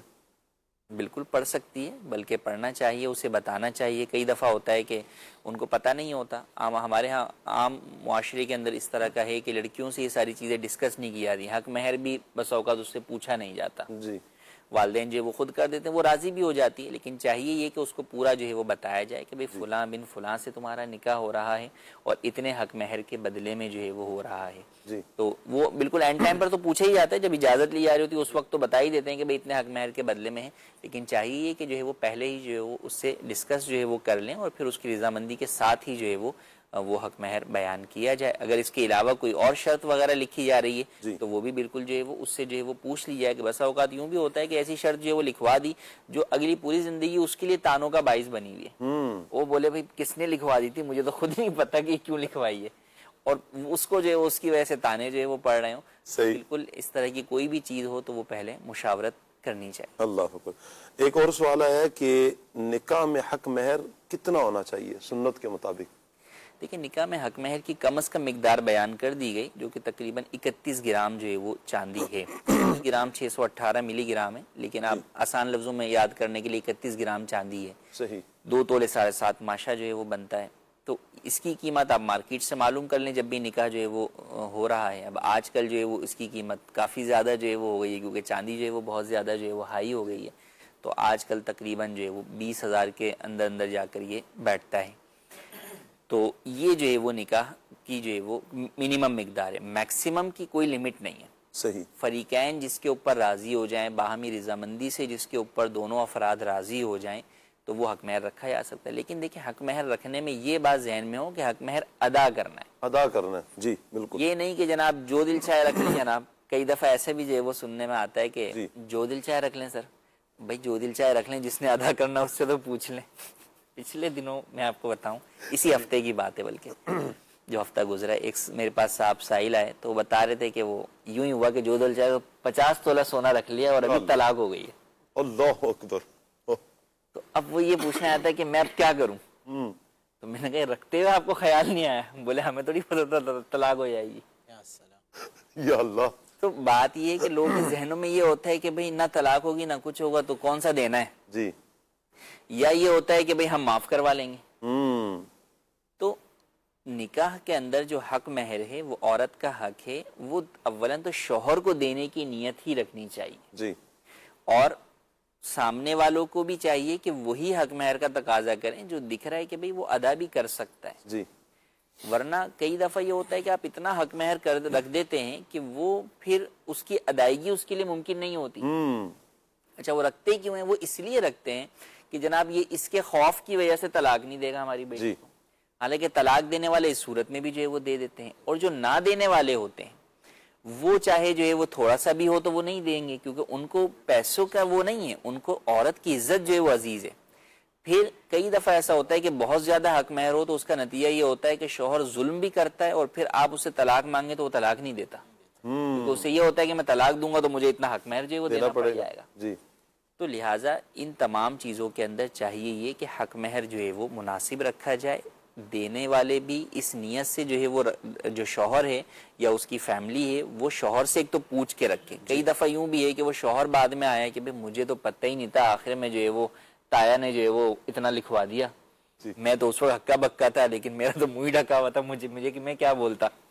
جی، تو اس لیے یہاں بھی وہی کہ لڑکے سے پوچھ کے رکھا جائے، اور معجل ہے مؤجل ہے جو بھی ہے وہ سب چیزیں اس سے بتائی جائیں، اور اپنی قدرت کے حساب سے ہاں جو دے سکتا ہے بہت سارا وہ ٹھیک ہے، دینے کی بھی جو ہے وہ نیت کرے اور وہ اتنا جو ہے وہ رکھ بھی سکتا ہے، لیکن بہتر یہ ہے کہ وہ ہو کہ جس کی ادائیگی آسان ہو، اور ایسے نکاح کو برکت والا نکاح بھی قرار دیا گیا۔ کیا بات ہے جی۔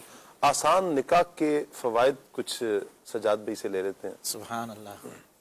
آسان نکاح کے فوائد ماشاءاللہ اللہ رب العالمین نے بڑی یہ عظمت والی چیز ہمیں انسانوں کو عطا فرمائی ہے نکاح، اور نبی رحمت صلی اللہ تعالی علیہ وسلم نے اس کی بڑی برکتیں بھی ارشاد فرمائی ہیں۔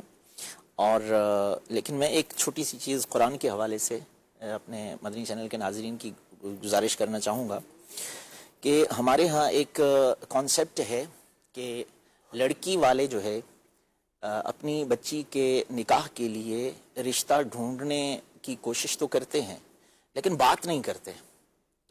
کیا سمجھ ذہنوں میں یہ ہے کہ ہم تو لڑکی والے ہیں، ہمارے پاس کوئی آئے گا نکاح کی بات کرنے کے لیے، ہمیں جو ہے نا بلوایا جائے گا، یہ کانسیپٹ ہے۔ سنت بھی یہی ہے، طریقہ کار بھی یہی ہے۔ مفتی قاسم صاحب نے دامت برکات العالیہ نے تفسیر صراط الجنان کے اندر یہی بات لکھی ہے، سنت تو یہی ہے، لیکن حضرت موسیٰ علیہ الصلوۃ والسلام جب مدین تشریف لے گئے تو وہاں ان کی کیفیت یہ تھی کہ ان کے پاس نہ گھر ہے، نہ ان کے پاس کوئی مال ہے، نہ ان کے پاس کوئی پراپرٹی ہے۔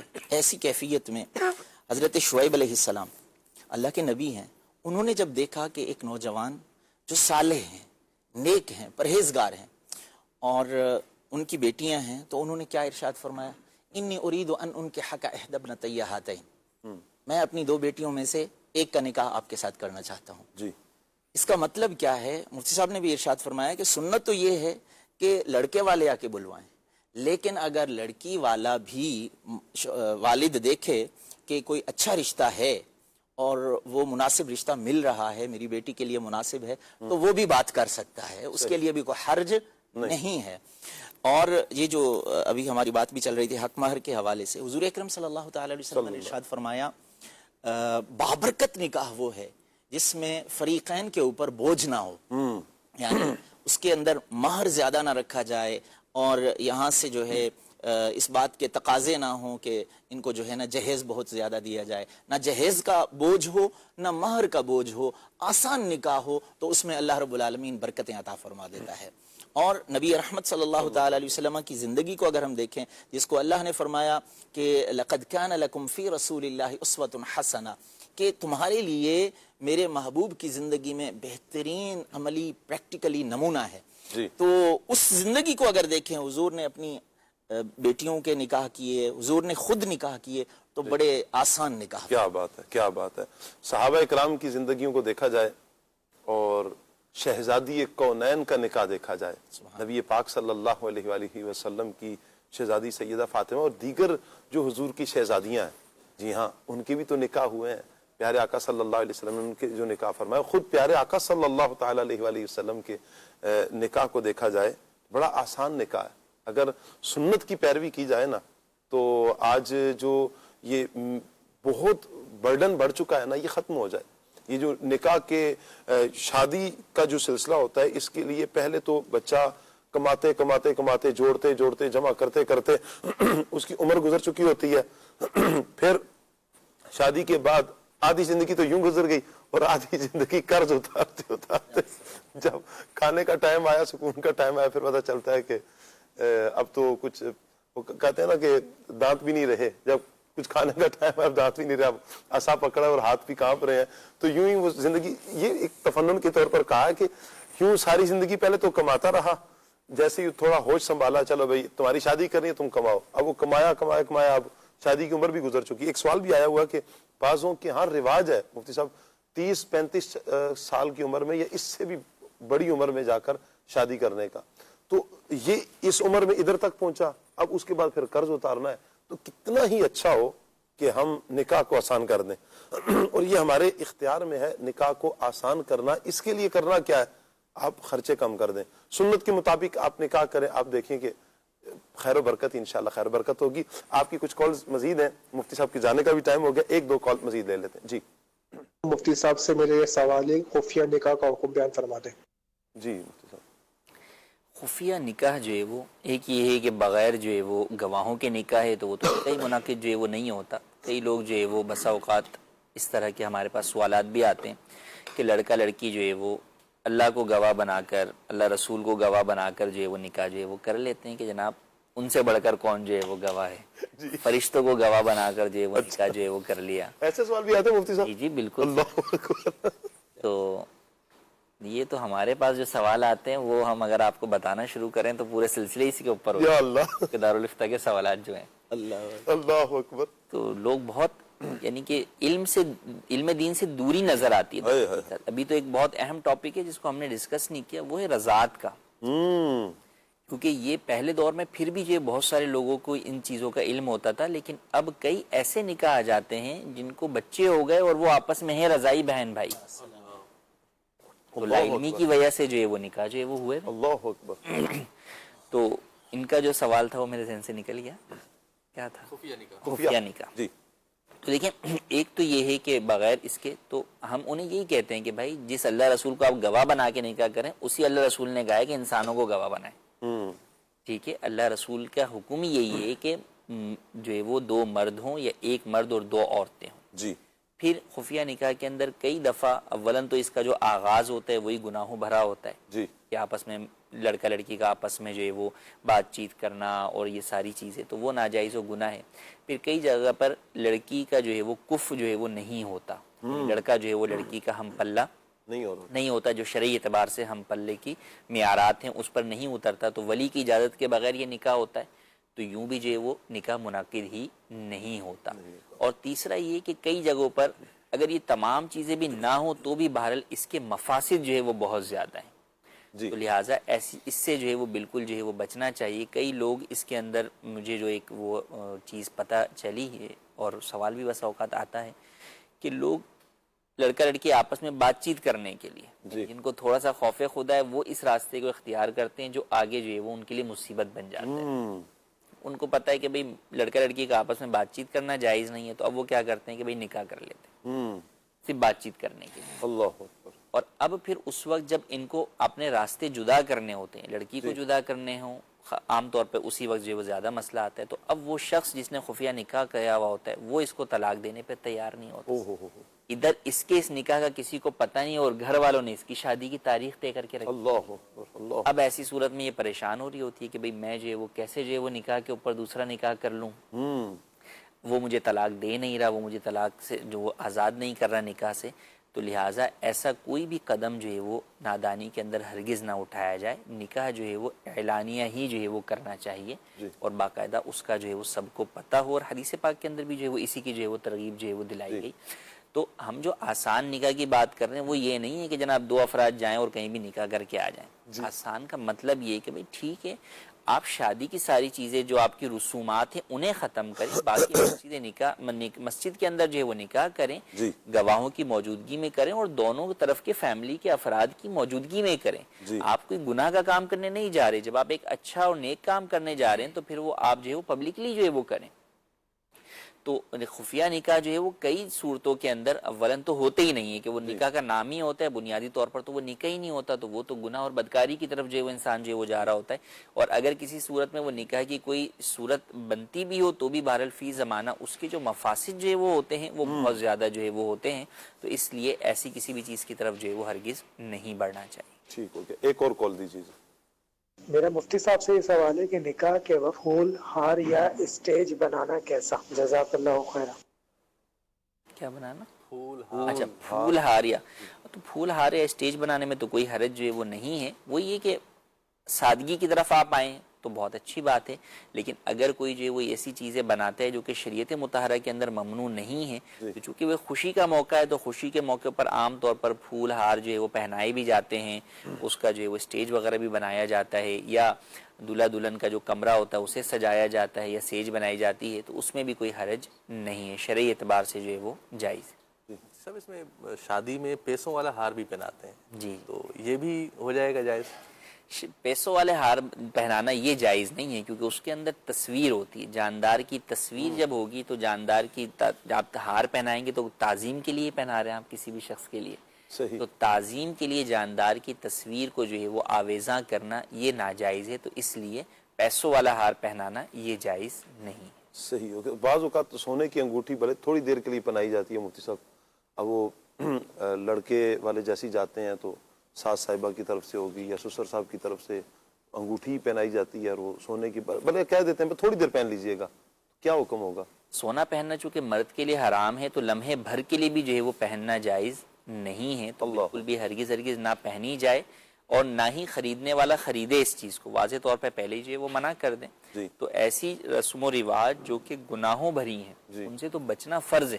فرض ہے. اللہ ہم جو بات کرتے ہیں کہ بھئی یہ رسومات جو ہے وہ آپ ان سے بچیں، تو بعض رسومات تو وہ ہیں کہ وہ جائز ہیں، لیکن ان میں بھی یہ کہ آسانی کی طرف آنے کے لیے ان سے بچنا چاہیے، لیکن بعض تو وہ ہیں جو کہ حرام کام پر مشتمل ہے. اسی طریقے سے لوگوں کے ذہنوں میں یہ بات نہیں ہوتی کہ ابھی نکاح ہوا نہیں ہے، تو نکاح ہوا نہیں ہے تو اس سے پہلے بہرحال وہ آپ کی ساس نہیں ہے، ساس نہیں ہے، تو اب اس کا آپ کو چھونا، اس کا آپ کو جو ہے وہ داماد کو جو ہے وہ پیار کرنا، تو یہ اس کے لیے بھی جو ہے وہ جائز نہیں ہے کہ غیر محرم عورت ہے نا ابھی تک، تو جب تک نکاح نہیں ہوا جی، تو لہٰذا اس کا خیال رکھنا چاہیے. اسی طریقے سے سسر ہے، وہ جو ہے وہ بہو کو جو ہے وہ اگر آ کر جو ہے وہ اس کے سر پہ ہاتھ پھیر رہا ہے تو وہ نکاح سے پہلے یہ ساری چیزیں جو ہے وہ بہرحال ابھی رشتہ ہی قائم نہیں ہوا جی، تو ان باتوں کا بھی خیال رکھنا ضروری ہے. کیا بات ہے جی. اللہ پاک مفتی صاحب کو برکتیں عطا فرمائے. سوالات تو مفتی صاحب یوں لگ رہا ہے کہ یہ ٹاپک ہمیں ایک مرتبہ مزید لینا پڑے گا، یہ بات طویل ہو گیا. پچھلی مرتبہ بھی ہم نے کچھ لیا، ابھی بھی بہت سارے سوالات تو میرے پاس بھی باقی ہیں.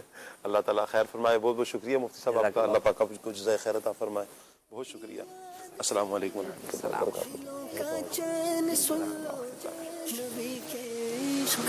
چلے جی، مفتی صاحب سے ہم نے الحمدللہ رب العالمین شرعی رہنمائی لی ہے اور مختلف سوالات لیے. ٹاپک بھی بڑا اہم ٹاپک تھا اور اس پر الحمدللہ مبلغین گفتگو بھی کر رہے ہیں.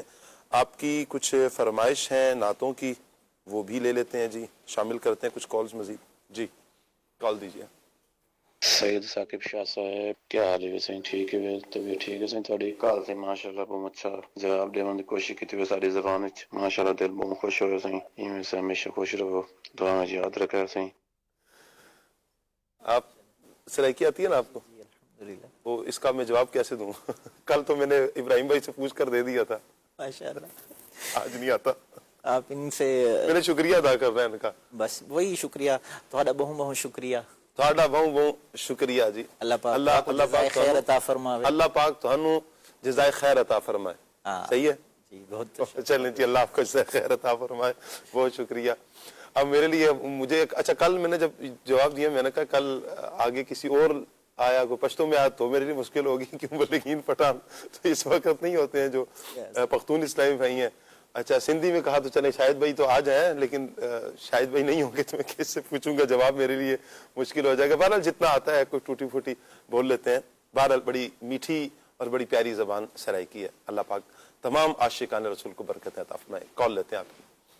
ثاقب شاہ صاحب کیسے ہیں آپ؟ ٹھیک ٹھاک ہیں. میرا نام فہد ہے اور مجھے آپ سے ایک فرمائش کرنی تھی کہ آپ جو مجھے کلام جو ہے سنوا دیں. حضور ایسا کوئی انتظام ہو جائے، سلام کے لیے حاضر غلام ہو جائے. واہ हुजूर ऐसा कोई इंतज़ाम हो जाए। जी इंशाल्लाह आपका हमारे नात ख़्वां इस्लामी भाई साजिद भाई माशाल्लाह नोट कर रहे हैं जी, अल्लाह पाक बरकतें अता फरमाए। एक और कॉल लेते हैं आपकी। नात ख़्वां इस्लामी वैसे मेरी फरमाइश है, लम याती नज़ीर, ये मुझे कलाम सुना दे। क्या बात है जी, आपने बड़े प्यारे कलाम की फरमाइश की। एक और कॉल दीजिए। माशाल्लाह सिलसिला गुलियाग सल्लल्लाहु में हमारे साजिद भाई की ज़ियारत हो रही है, अल्लाह करीम इन्हें खूब बरकत अता फरमाए। मुझे एक पंजाबी में कलाम सुनना है, मैंने शौक मदीने जावण दा।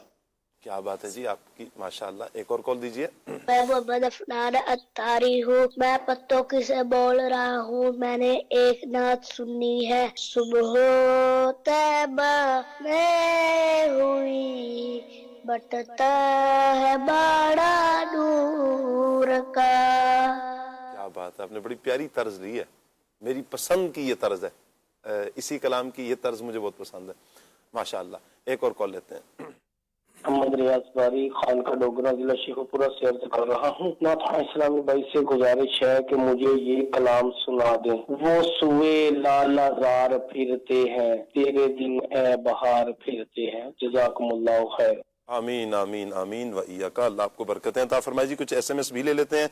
उमर फारूक अत्तारी हैं तलागंग से, कहते हैं जी कैसे हैं सैयद साकिब हुसैन शाह अत्तारी मदनी भाई। जी अल्लाह पाक का शुक्र है जी। आज तो ये कलाम सुना दें, आका आ जाइए। कुछ मुश्किलात परेशानियाँ हैं, अल्लाह पाक आपकी तमाम मुश्किलात परेशानियाँ अपनी रहमत से दूर फरमा दे। अच्छा जी ठीक हो गया। जुबैर भाई हैं सरगोदा से, क्या हाल है शाह साहब? जी अल्लाह पाक का बहुत करम है। नात ख़्वां इस्लामी भाई से ये कलाम सुना दे, किस्मत मेरी चमकाइए चमकाइए आका। ठीक हो गया। अच्छा जी बराए करम आप ये कलाम अपने प्रोग्राम में शामिल करें, या नबी मुझ पे भी एक निगाह करम। हाजियो आओ शहनशाह का रोज़ा देखो, इस कलाम की भी फरमाइश है। एक मरतबा फिर लम याती नदीर कफ़ी नादरिन, अटक से ये मैसेज आया हुआ है, इस कलाम की फरमाइश है जी। अच्छा जी फैसलाबाद से अब्दुल रज़ाक भाई ने एक मैसेज किया है। अस्सलाम वालेकुम सलाम व रहमतुल्लाहि व बरकातहू। आपके मैसेज का जवाब है जी हाँ। अच्छा जी बिनते हबीब हैं, इन्होंने साकिब भाई को 8 यासीन का सवाब पेश किया, बहुत शुक्रिया जी आपका, अल्लाह पाक बरकतें अता फरमाए। अच्छा जी आज का मौजू बहुत प्यारा है, वालिद साहब की तबीयत कुछ नासाज है, सेहत की दुआ। अल्लाह पाक आपके वालिद साहब को सेहत कामिला अता फरमाए, रहमत की ख़ास नज़र फरमाए। अच्छा कुछ शरई सवालात हैं वो अब मैं ले नहीं पा रहा हूँ, वजह यह है कि मुफ्ती साहब जा चुके हैं, तो लिहाजा अभी शरई सवालात नहीं लिए जाएंगे। अगर कोई शरई सवाल आपने करना है, पूछना है, तो आपसे गुजारिश है कि आप स्क्रीन पर दारुल इफ्ता अहले सुन्नत से शरई रहनुमाई के लिए ये जो नंबर दिया है 0311786410, इस पर रब्ता करें। सुबह 10 बजे से शाम 4 बजे तक इतवार के अलावा, और ये पाकिस्तानी वक्त के मुताबिक है, रब्ता करेंगे तो इंशाअल्लाह शरई रहनुमाई कर दी जाएगी। एक सिलसिला भी हमारा दारुल इफ्ता अहले सुन्नत आता है, तो आप उसमें भी अपना सवाल भेज सकते हैं जी। कह रहे हैं जी सियालकोट से मैसेज है, अफसोस कि आज सिलसिला नहीं देख पा रहे, हमारे यहाँ मौसम बहुत ख़राब है जिसकी वजह से सुबह से लाइट बंद है, दुआ की मदनी इल्तिजा है जी। अल्लाह पाक आसानियाँ फरमाए, रहमत की नज़र फरमाए।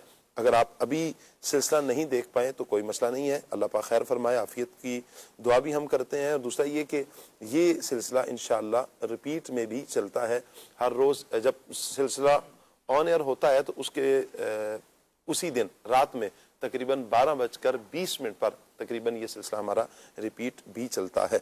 आपके कुछ कमेंट्स भी ले लेते हैं। कमेंट से पहले माहनामा फैज़ान मदीना, माहनामा फैज़ान मदीना अल्हम्दुलिल्लाह रब्बिल आलमीन, बहुत से आशिकान रसूल खुशखबरियाँ सुना रहे हैं कि उन्होंने बुकिंग करवा ली है। तो मैं आपसे गुजारिश करूँगा कि पहले तो आप अहबाब ये खुशखबरी सुनाइए ना जिन्होंने बुकिंग करवा ली है माहनामा फैज़ान मदीना की, तो आप भी कमेंट्स कर दीजिए, आप मैसेज भी कर सकते हैं, कल भी आप मैसेजेस कर सकते हैं कि कितने आशिकान रसूल ने इसकी बुकिंग सालाना बुकिंग करवा ली। अल्लाह पाक सबको बरकतें अता फरमाए। यहाँ से अगर देखा जाए तो कल निगरानी शुरा तशरीफ लाए थे, निगरानी शुरा के मदनी फूल अगर लिए जाएं, सुबहान अल्लाह, एक कॉलम बाकायदा दावत इस्लामी की मरकजी मजलिस शुरा के निगरान हाजी मौलाना मोहम्मद इमरान अत्तारी तशरीफ लाए, परसों तशरीफ लाए थे, तो उनका एक कॉलम माहनामा फैज़ान मदीना में भी होता है, आज भी यहाँ पर है। इस्लाम में इंसानी जान की कदर व कीमत بہت پیارا مضمون ہے، یہ بہت پیارا مضمون ہے. میں آپ سب سے گزارش کروں گا کہ یہ جو ماہ دسمبر کا ماہنامہ فیضان مدینہ، اس میں نگران شورا کا جو کالم ہے اسے ایک مرتبہ لازمی پڑھیے گا، اس کا مطالعہ کیجیے. انشاءاللہ آپ کو اس سے بہت فائدہ حاصل ہوگا. یہ پڑھنے کے لیے اور اس خزانے سے یوں کہیں کہ فیض پانے کے لیے آپ اس کی بکنگ کروائیے، جتنا جلد ہو سکے آپ بکنگ کروا لیں. اگر جنہوں نے ابھی تک بکنگ نہیں کروائی، امیر اہل سنت دامت برکاتہم العالیہ کی دعائیں بھی پائیے. امیر اہل سنت کی دعا پانے، دیکھیں کتنی پیاری دعا دی ہے امیر اہل سنت دامت برکاتہم العالیہ. اللہ پاک کی بارگاہ میں عرض کرتے ہیں، یا رب المصطفیٰ بطفیل مصطفیٰ صلی اللہ علیہ وآلہ وسلم، جو کوئی ماہنامہ فیضان مدینہ کی کم از کم 1 سال کے لیے بکنگ کروائے اور دوسروں کو بھی اس کی ترغیب دلائے، اور یا اللہ پاک جو بھی میرا مدنی بیٹا یا مدنی بیٹی اس ماہنامہ فیضان مدینہ کی بکنگ اور ترغیب کے معاملے میں حصہ لے، ان سب سے ہمیشہ کے لیے راضی ہو جا اور ایمان کی سلامتی کی مہر لگا دے. اس سے پہلے موت نہ آئے جب تک تاجدار مدینہ صلی اللہ علیہ وآلہ وسلم کا خواب میں جلوہ نہ دیکھ لیں. آمین بجاہ خاتم النبیین صلی اللہ علیہ وآلہ وسلم. اردو ماہنامہ جو رنگین ہے، اس کا جو ہدیہ ہے قیمت ہے 3700 ہے، اور یہ رنگین شمارہ ہے. اور اردو ہی ماہنامہ سادہ 2300 روپے میں، انگلش ماہنامہ 5500 روپے، عربی ماہنامہ 2000 روپے میں. یہ سال کے 4 شمارے ہیں جو عربی والے ہیں، تو لہٰذا یہ 2000 روپے میں بڑا پیارا یہ شمارہ ہے. آپ دیکھیں انگلش کا فی الحال میرے پاس ہے جی، انگلش ماہنامہ فیضان مدینہ کی بھی آپ زیارت کریں. قریب سے کون دکھا رہے ہیں جی یہ انگلش ماہنامہ فیضان مدینہ ہے جی، آپ اس کی زیارت بھی کریں. آپ اندر سے بھی اگر آپ دیکھیں گے تو بہت پیارا، سبحان اللہ، آپ دیکھتے چلے جائیں اور دیکھیں اس کے صفحات بھی بہت پیارے ہیں، کمال کے ہیں، اور تحریر آپ اس کی دیکھیں انگلش، اور بہت فائدہ ہوگا انشاءاللہ. بالخصوص جو اسٹوڈنٹس ہیں، میں اسٹوڈنٹس سے کہوں گا کہ آپ اس ماہنامہ فیضان مدینہ کو لیں، اسلامی نالج بھی آپ کے پاس ہوگا انشاءاللہ، اور بہت کچھ سیکھنے کا بھی موقع ملے گا. اور اس سے اس کی برکت یہ بھی ہوگی کہ جن کی انگلش کا معاملہ ہے، انگلش کہا جاتا ہے نا کہ سیکھنے کے لیے آپ پڑھیں سنیں تو انشاءاللہ اس سے آپ کی لینگویج بہتر ہوگی. تو یہ پڑھنے کے لیے بہت بہترین ہے، پڑھنا ہی آپ نے، تو ادھر ادھر کی چیزیں پڑھنے سے بہتر نا آپ یہ پڑھیں انشاءاللہ. اسلامک نالج بھی آپ کے پاس ہوگا، اور انشاءاللہ آپ کی جو لینگویج ہے اس میں امپرومنٹ بھی انشاءاللہ بہتر سے بہترین کی طرف یہ آئے گی. اللہ پاک عمل کی توفیق عطا فرمائے. ہمارے پاس کچھ کمنٹس بھی ہیں مدنی چینل کے ناظرین کے. اچھا جی، مفتی صاحب جا چکے ہیں اور اب میں سوال نہیں کر سکتا. زبیر اسلم اتاری بھائی کا ایک میسج تھا. اچھا جی، ظفر اللہ صاحب ہمارے ساتھ ہیں جی. ظہیر نظامی بھائی کہہ رہے ہیں جی شاہ صاحب آج میرے کو یہ سنا دیں، لفظ رجب آتا ہو، وہ کلام سنا دیں، وہ شعر سنا دیں جس میں لفظ رجب آتا ہو. ہم تو آج ساجد بھائی سے ہی انشاءاللہ لیں گے. کیا بات ہے، سبحان اللہ. عبد الحفیظ بھائی ہیں جی، کیا بات ہے جی، اللہ آپ کو سلامت رکھے. اچھا جی، کاشف خان صاحب بھی ہمارے ساتھ ہیں، طاہر حمید بھائی بھی ہمارے ساتھ ہیں، بہت شکریہ آپ کا جی. احمد فراز بھائی ہمارے ساتھ ہیں، اللہ پاک سب کو برکتیں عطا فرمائے، دونوں جانوں کی بلائیاں عطا فرمائے. فراز نظامی بھائی بھی ہمارے ساتھ ہیں جی، بہت شکریہ آپ کا، سلام کر رہے ہیں جی. محسن سعید بھائی بھی ہمارے ساتھ ہیں، اللہ پاک سب دیکھنے والوں کو سننے والوں کو برکتیں عطا فرمائے. اچھا جی، امجد جمالی بھائی ہمارے ساتھ ہیں جی. حافظ بابر بھائی ہمارے ساتھ ہیں. عبداللہ طیب بھائی بھی ہے. سکندر بھائی ہیں. ظفر مغل صاحب ہیں. مختار احمد صاحب ہیں. ظہیر احمد بھائی ہیں.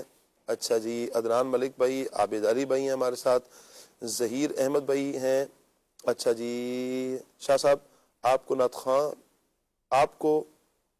خواں کو مبلغین کو اور باقی ٹیم کو رجب کا چاند مبارک. ٹھیک ہو گیا، خیر مبارک. وعلیکم السلام ورحمۃ اللہ وبرکاتہ.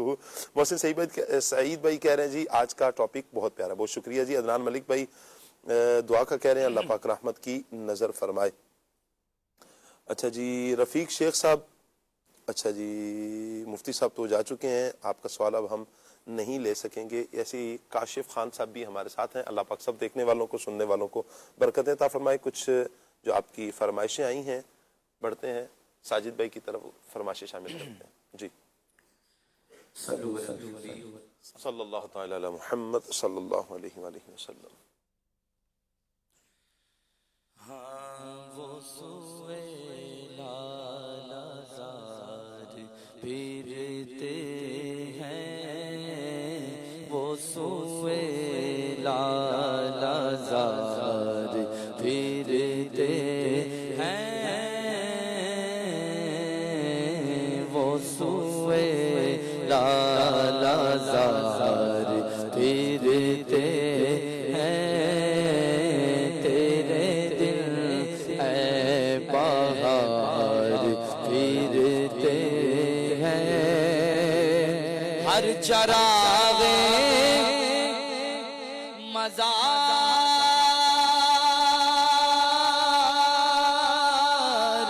پر خود سی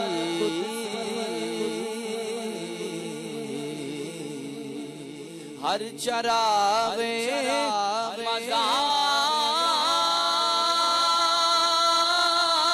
مزار پر خود سی کیسے پروانہ پھرتے ہیں، کیسے پروانہ پھرتے ہیں وہ سوئے لالا زار، پھرتے ہیں اور اس گلی کا گدا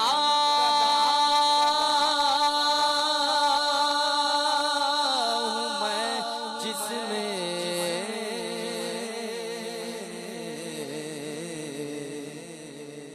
اس گلی کا گدا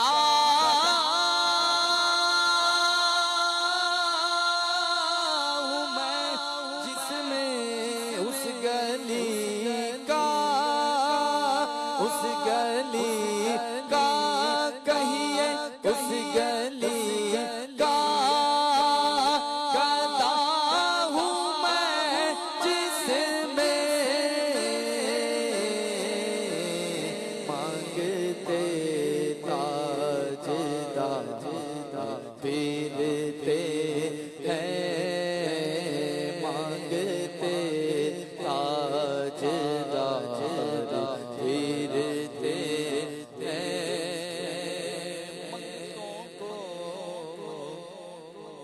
سلطان بنایا میرے پیارے آقا نے، جب اپنا دربار لگایا میرے پیارے آقا نے، تو ہر طرف مدینے میں بھیڑ ہے فقیروں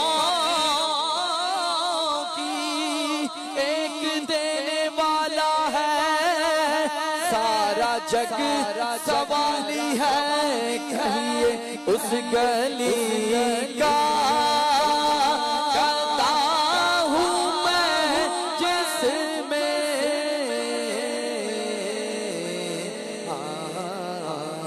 مانگتے تاجدار پھرتے ہیں اور دنیا کے تاجداروں مجھے غرض کیا، ارے منگتا ہوں میں تو منگتا سرکار کی گلی کا، کہیے اس گلی کا گدا ہوں میں جس میں مانگتے تاجدار پھرتے وہ سوئے لالا زار پھرتے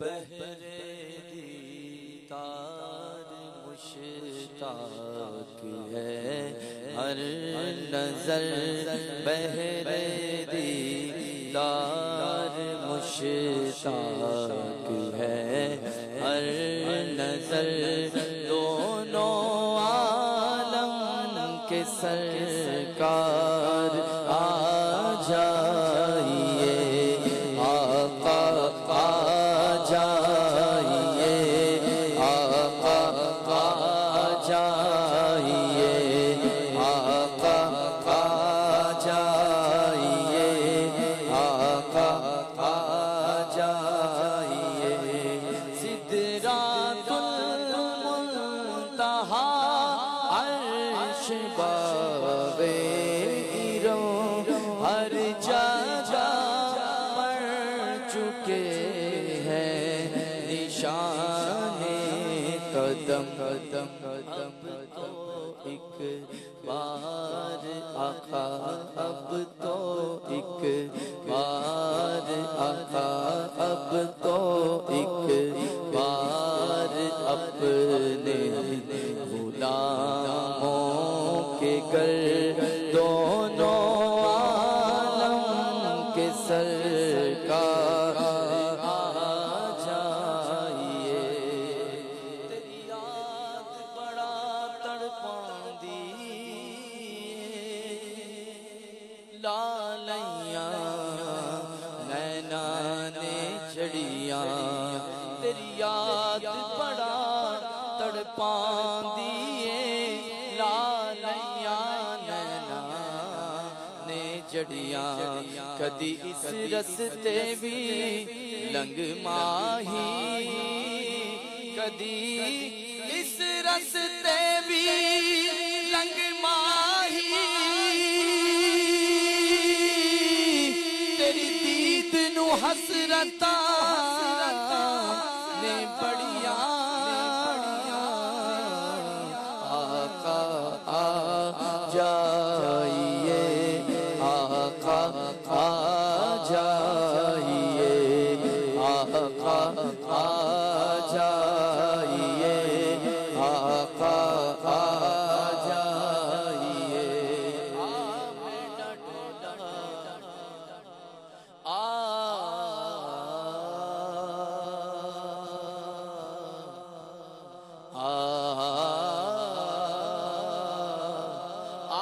میں ڈھولا کراں بیٹھی زاری میں مکدی تو جتیوں میں ہاری حکیمہ طبیباں دے بس دیے گل نہیں سونے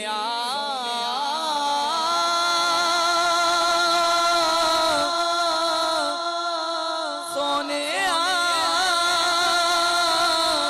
حکیمہ طبیباں دے بس دیے گل نہیں میرے مرض دا اور کوئی بھی حل تو آگے دکھا جا اے صورت پیاری میں مکدی مکاواں تجھتیوں میں ہاری آقا آ جائیے آقا آ جائیے آقا آ جائیے آقا آ جائیے آقا آ جائیے آقا آ جائیے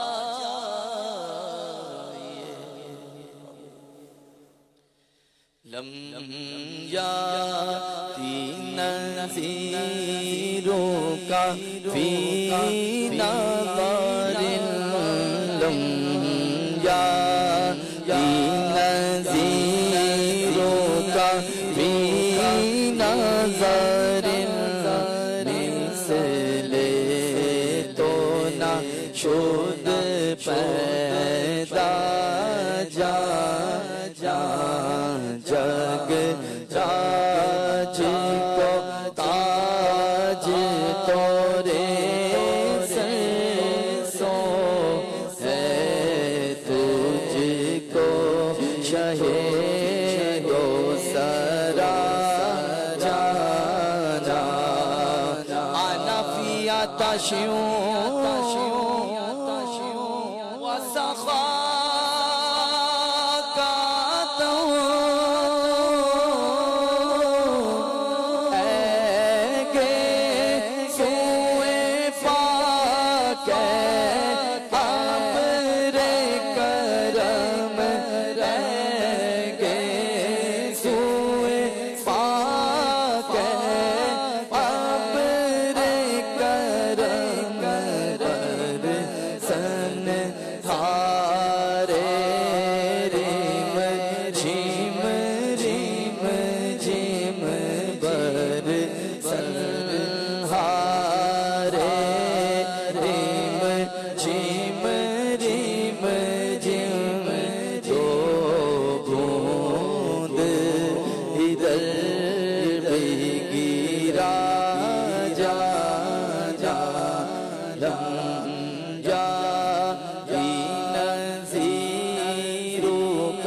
فينا وارث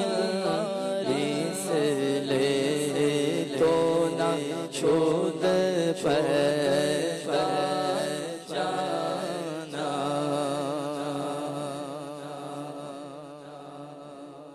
قسمت میری چمکائیے چمکائیے آقا کا قسمت میری چمکائیے چمکائیے آقا قسمت میری چمکائیے چمکائیے آقا مجھ کو بھی در پاک پہ بلوائیے آقا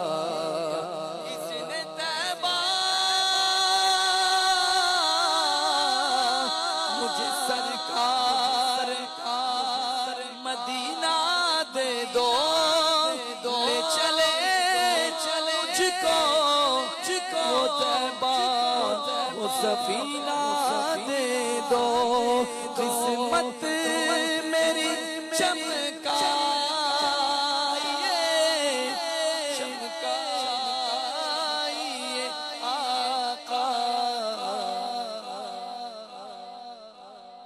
مجھ کو بھی در پاک پہ بلوائیے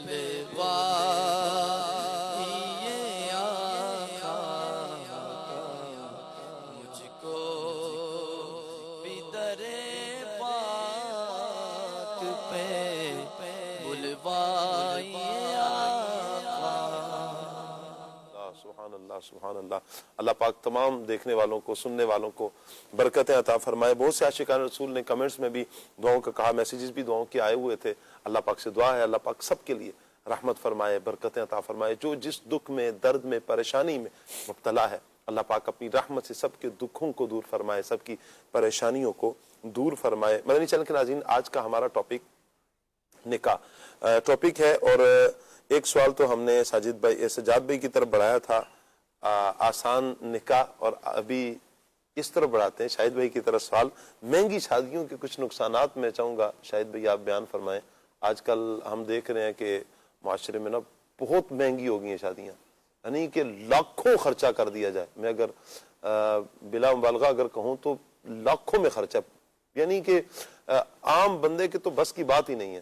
اور جس کی خیر سے اگر بیٹیاں ہی ہوں تو اس کے لیے تو ایک آزمائش در آزمائش ہے کہ وہ اتنے لاکھوں کروڑوں روپے کہاں سے لے کر آئے گا. کیا کہیں گے؟ جی شاہ صاحب بالکل, اور ابتدائی سلسلہ سے ہی اگر ہم اس چیز کو دیکھیں تو شروع سے لے کر اب تک ہم نے جو کالز لیے ہیں, جو میسیجز لیے ہیں, نکاح کے متعلق جو ہمارا ایک سلسلہ ہے اس کو بڑا اپریشیٹ کیا جا رہا ہے اور بتایا جا رہا ہے کہ یہ سلسلہ بہت ہی اچھا ہے. الحمدللہ کھلے آنکھ صلی اللہ کہتے کہتے میں آپ کا ہر ہی ٹاپک بڑا لاجواب ہوتا ہے اور معاشرے کی ضرورت پر مبنی ہوتا ہے. تو الحمدللہ آج کا موضوع بھی معاشرے کی ضرورت پر ہی مبنی ہے اور معاشرے کی ضرورت ہے.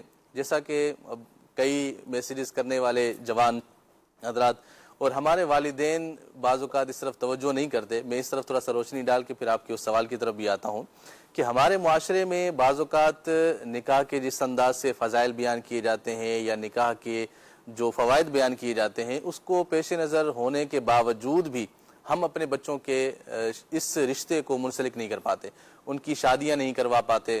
اس کے پیچھے بہت سارے عناصر ہوتے ہیں جن میں سے ایک عنصر یہ بھی ہے کہ بعض اوقات شادیاں اتنی مہنگی تصور کی جاتی ہیں کہ جس کی وجہ سے نہ تو شادی کرنے والے کا ذہن بنتا ہے اور نہ ہی شادی کروانے والے کا ذہن بن رہا ہوتا ہے. اس کی وجہ پیچھے یہ ہے کہ بعض علاقوں میں یہ رواج پایا جاتا ہے کہ بچہ جب تک اپنا گھر نہیں بنا لیتا, جب تک اپنے پاؤں پر کھڑا نہیں ہو جاتا, تب تک اس کی شادی نہیں کروائیں گے. تو چونکہ اب ہم نے کانسیپٹ بنا لیا ہے کہ شادی کے لیے کم از کم لاکھوں روپے کا خرچہ ہوگا, ہمیں اس کی پوری تیاری کرنی پڑے گی, اس کے بعد ہی ہمیں شادی کے اس فرض کی طرف، اس سنت کی طرف جانا پڑے گا.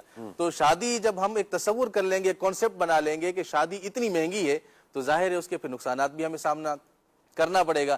کہ سب سے پہلا نقصان وہی ہے شاہ صاحب، جیسے آپ نے وہ جو پہلے تلاوت قرآن کریم کا ذکر ہوا، قرآن کریم کی آیات کا ذکر ہوا، تو اس میں سود کے متعلق بھی گفتگو چلی اور مفتی صاحب نے بھی کافی اس پر روشنی ڈالی.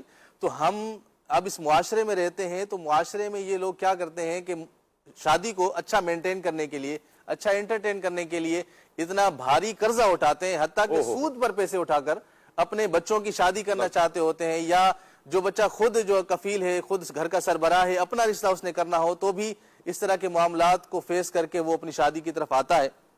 تو اس کا سب سے بڑا بنیادی مقصد جو شادی کا ہوتا ہے وہ تو سنت نکاح ہے، اس پر عمل کرنا ہے، ثواب کی نیت ہوتی ہے، اپنے آپ کو گناہوں سے بچانا ہوتا ہے. لیکن جب یہ اس وبا میں، اس مصیبت میں پڑ جاتا ہے، تو جیسے آپ نے تذکرہ کیا نا کہ ساری زندگی وہ بیچارہ اپنے اس شادی کے قرض کو اتارنے میں لگ جاتا ہے جو اس نے اپنے لیے راحت اور سکون کا سبب بنانا تھا. اپنے لیے راحت اور سکون کا ایک سبب بنانے کے لیے اس نے شادی کرنی تھی، اس نے اتنا سارا قرض اٹھا لیا. اب وہ بیچارہ سکون تو کیا لے گا، اب اس کو اس بات کی ٹینشن لگی رہتی ہے کہ یار یہ پہلے قرضہ کیسے اتارنا ہے.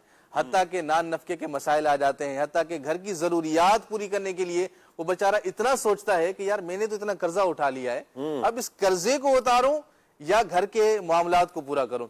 تو سب سے بنیادی جو ہوتا ہے وہ ایک مالی نقصان، زیادہ قرضہ اٹھا کر شادی کرنے کے جو نقصانات میں سر فہرست ہے کہ اس کی زندگی اجیرن بن جاتی ہے. اس نے سکون کے لیے شادی کی تھی، اب اس کا حال یہ ہے بیچارہ پریشان ہے، لوگوں سے دوبارہ قرضے پورے کرنے کے لیے قرضے اٹھا رہا ہے. ایک قرضے کو پورا کرنے کے لیے دوسرے سے قرضہ اٹھایا، اب اس کا سود پورے کرنے کے لیے معاذ اللہ کسی اور جگہ سے سود اٹھا رہا ہے. تو سود اٹھانے والا کبھی بھی بندہ جو ہے نا وہ ہرا بھرا نہیں ہو سکتا، وہ ہمیشہ پریشان ہی رہتا ہے، ایک کو پورا کرنے کے لیے دوسرے سے اٹھائے گا. دوسرا اس کا معاشرتی نقصان، کہ سب سے بڑی معاشرتی خرابی کا یہ سبب بنتا ہے جب ایک بندہ اتنا مہنگا نکاح کرتا ہے، مہنگی شادی کرتا ہے، تو دوسروں کو بھی یہ چیز متاثر کرتی ہے. آپ جس معاشرے میں، جس علاقے میں رہتے ہیں، آپ کے پاس اگر پیسے نہیں ہیں، آپ نے قرض اٹھا کر شادی کر لی، اپنے آپ کو ایک ویل سیٹ دکھایا اور معاشرے میں ایک اچھا نام کمانے کی نیت سے آپ نے کیا ہوگا، تو آپ کے ساتھ جو غریب پڑوسی ہے اس پر کیا گزر رہی ہوگی. اب جب معاشرے میں بندہ رہتا ہے، گیدرنگ ہوتی ہے، 4 دوستوں سے ملتا ہے، تو پھر وہ دوسرا بندہ پریشان ہو جاتا ہے کہ یار اس نے تو شادی کر لی، اتنا سارا خرچہ کیا، اتنا بڑا شادی ہال بک کیا، اتنے سارے کھانے کے اہتمام کیے، 20 طعام جو ہے وہ بوفے لگا دیے، اب میں کیا کروں. تو غریب کے لیے ایسا شخص مصیبت بن جاتا ہے، پریشانی کا سبب بن جاتا ہے کہ جس کی وجہ سے غریب شخص اپنے بیٹوں کی یا اپنے بیٹیوں کی شادی نہیں کروا پاتا. اور سب سے بڑی بات یہ ہے کہ یہ معاشرتی طور پر ذہنی تناؤ کا سبب بن جاتا ہے. ساری زندگی اسی فکر میں اس کی گزر جائے گی، جیسے آپ نے کہا نا کہ اس کی عمر ہوگی کہ وہ اپنے گھر والوں کے ساتھ خوش رہے، اچھا کھانا کھا سکے، خود کھا سکے، بچوں کو کھلا سکے، بچوں کی ضروریات کو پورا کر سکے. اس وقت اس کے پاس کچھ بھی میسر نہیں ہوتا کہ جس کے ذریعے سے اپنے گھر کو خوشحال کر سکے، اپنے بچوں کا فیوچر سیکیور کرے. اب بچوں کی تعلیم بھی گئی، بچوں کی تربیت بھی گئی، گھر میں اختلافات بھی شروع ہو گئے. اب بیوی بچے کہتے ہیں کہ ہماری یہ ضروریات پوری کریں، اب وہ گھر والوں کو دلائل دے رہا ہے کہ میں اس شادی کو شادی پورا کرنے کے لیے، شادی کے اخراجات کو مکمل کرنے کے لیے میں نے اتنا سارا قرضہ اٹھایا ہے، وہ کون اتارے گا؟ بچے اتار رہے ہوتے ہیں، ابا نے شادی کی تھی، ان کا قرض ہم اتاریں گے. اللہ عافیت فرمائے. آپ درست فرما رہے ہیں کہ آپ یہ دیکھیں کہ یہ ہوتا ہے مہنگی شادیوں کے نقصانات کی ساری زندگی پھر ایک ٹینشن، ایک چڑچڑا پن اور یہ والی آفات گلے میں آ کر پڑ جاتی ہیں. اچھا یہاں پر میں ایک اور ٹاپک کی طرف بات کروں گا مدنی چینل کے ناظرین، چونکہ گھڑی بھی بتا رہی ہے ایک ٹائم مختصر ہے. میں آپ سے ایک ریکویسٹ کروں گا، آپ پیرنٹس ہیں نا، ایک درد مندانہ آپ سے ایک التماس ہے. دیکھیں نکاح کے معاملے میں نا بعض اوقات ہوتا یہ ہے کہ ہم اپنے بچوں کی طرف توجہ نہیں کرتے ہیں. ان سے لاسٹ ٹائم بھی میں نے مفتی صاحب کی طرف بات بڑھائی تھی، مختصر سی بات ہوئی تھی. دیکھیں ہوتا یوں ہے کہ بچوں سے ان کی رائے نہیں پوچھی جاتی، بعض اوقات رائے نہیں پوچھی جاتی بلکہ اپنا حکم تھوپا جاتا ہے، نافذ کیا جاتا ہے. اور بس میں والد ہوں نا، تو بس میرا انداز ہی اب ایسا ہے کہ بھائی میں تو یہی والا انداز اپنا کے رکھوں گا، حاکمانہ انداز. بڑی پیاری کسی نے بات کی تھی کہ اگر حاکمانہ رویہ اپنانے سے بہتر ہے حکیمانہ انداز اپنا لیں، گھر سکھی ہو جائے گا. یقین کریں آپ اگر چاہتے ہیں آپ کی نسلیں سکھی ہو جائیں نا. بچے کیوں دور ہو رہے ہیں پیرنٹس سے؟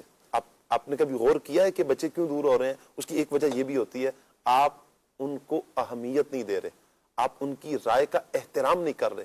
آپ کو نہیں سمجھ میں آ رہا نا, آپ اس کو حکیمانہ انداز میں سمجھائیں گے تو اللہ کرے گا وہ آپ کا بیٹا سمجھ جائے گا.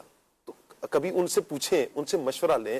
بیٹی بسا اوقات بالخصوص بیٹیوں سے نہیں پوچھا جاتا, تو یہ ہے کہ بیٹی سے اس کی رائے تو پوچھیں, اس سے پوچھیں. اگر وہ ممکن ہے کہ جہاں آپ جوڑنا چاہ رہے ہیں رشتہ وہ اسے پسند ہی نہ ہو, اس کی ساری زندگی اجیرن ہو جائے گی, وہ نفرت میں اور دل کے یعنی کہ دل کی کالک میں وقت گزرے گا, کیا ان کی زندگی. اچھا پھر ہوتا یوں ہے کہ جب یوں بیاہ دیا جاتا ہے, رشتہ کر دیا جاتا ہے, دونوں طرف والدین پریشان ہیں, بچے کے والدین بھی پریشان ہیں, بچی کے والدین بھی پریشان ہیں. تو جناب پہلے ہی سوچ لیجئے نا, آپ پہلے ہی غور کر لیجئے. ایک اور دوسری طرف یہ ہے کہ دیکھیں معاملہ بڑوں کے سپرد کیا جائے, پیارے آقا صلی اللہ تعالی علیہ وآلہ وسلم پر قربان جائے. اب یہ بچوں کے لیے, نوجوانوں کے لیے, اگر کوئی آپ کو پسند ہے شرعی طریقہ کار, دیکھیں ہم یہ بات نہیں کر رہے کہ آپ شریعت سے تجاوز کر دیں, حدود کو پامال کریں. ہوتا ہے کبھی کسی کا ذکر سن لیا, کوئی دل میں آ جائے, یا کبھی اس طرح کا ہوا کہ خاندان میں کوئی بچپن گزرا ہوتا ہے, وقت گزرا ہوتا ہے, تو یوں ایک ذہن میں کوئی نہ کوئی اگر بیٹھ جائے. اچھا اب یہ ہے کہ اب نکاح کا پیغام آ گیا ہے ان کی طرف سے, اب کیا کیا جائے؟ اب کرنا کیا ہے, بڑوں کی طرف سپرد کریں, والدین کو اعتماد میں لیں. یقین کریں آپ کا گھر سکھی ہوگا کہ اگر والدین اس رشتے میں راضی ہوں گے. والدین کی بہت ساری دعائیں ہوتی ہیں, ہمیں پتہ ہی نہیں ہوتا کہ کتنی دعائیں ہوتی ہیں. اس اہم وقت میں آپ کو پالا پوسا والدین نے بڑا کیا, ان کی بڑی امیدیں ہوتی ہیں کہ ہمارا بیٹا ہماری بیٹی اس نہج پر اس عمر کو پہنچے کہ ہم ان کو بیاہتا ہوا دیکھ رہے ہیں, اپنی آنکھوں سے دیکھ رہے ہیں. ان کی عمر بھی ماشاءاللہ اتنی ہوئی کہ وہ آپ کو دیکھ رہے ہیں, آپ کی بھی عمر اتنی ہوگی کہ آپ شادی قابل ہوگی. بہت ساری دعائیں پھر شامل ہوتی ہیں. ان دعاؤں سے محروم نہ ہوئیے گا, کبھی والدین کی ان دعاؤں سے محروم نہ ہوئیے گا. زندگی کا سکھ پائیں گے اگر یہ دعائیں لے لیں گے. نبی کریم صلی اللہ تعالی علیہ وآلہ وسلم کی بارگاہ میں جب حضرت خدیجہ الکبریٰ رضی اللہ تعالی عنہا کا رشتہ آیا تو حضور نے کیا فرمایا تھا؟ آپ نے اپنے چچا ابو طالب اور اپنے خاندان کے جو بڑے تھے ان کی طرف یہ رشتہ کا پیغام بتایا کہ یوں نکاح کا پیغام آیا, کیا کرنا چاہیے. سب نے متفقہ طور پر اس رشتے کو پسند کیا. جب جا کر پیارے آقا صلی اللہ تعالی علیہ وآلہ وسلم نے اگلا قدم یوں نکاح کا بڑھایا. تو یہ اس میں پیارے آقا صلی اللہ تعالی علیہ وآلہ وسلم کا یہ مبارک عمل ہمیں درس دیتا ہے کہ والدین کی رضا یا اپنے خاندان کے جو بڑے بوڑھے ہیں, مخلص لوگ ہیں, ان سے مشاورت کر کے ان کی رضا بھی لی جائے, بچوں کی رضا بھی لی جائے اور والدین کی رضا بھی. یعنی جب دونوں طرف سے, یعنی بچوں کی طرف سے بھی اور والدین کی طرف سے بھی ایک دوسرے کی رائے کا احترام ہوگا, انشاءاللہ گھر سکھی ہوگا. اللہ پاک سے دعا ہے اللہ پاک ہم سب کو عمل کی توفیق عطا فرمائے.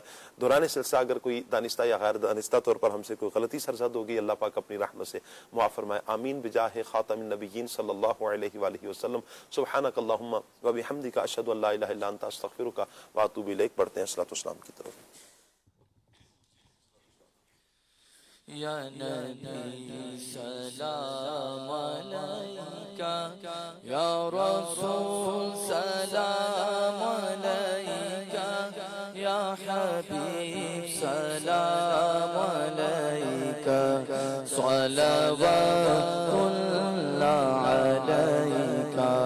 مجھے در پہ پھر بلانا, مدنی مدینے والے, عشق بھی پلانا, مدنی مدینے والے.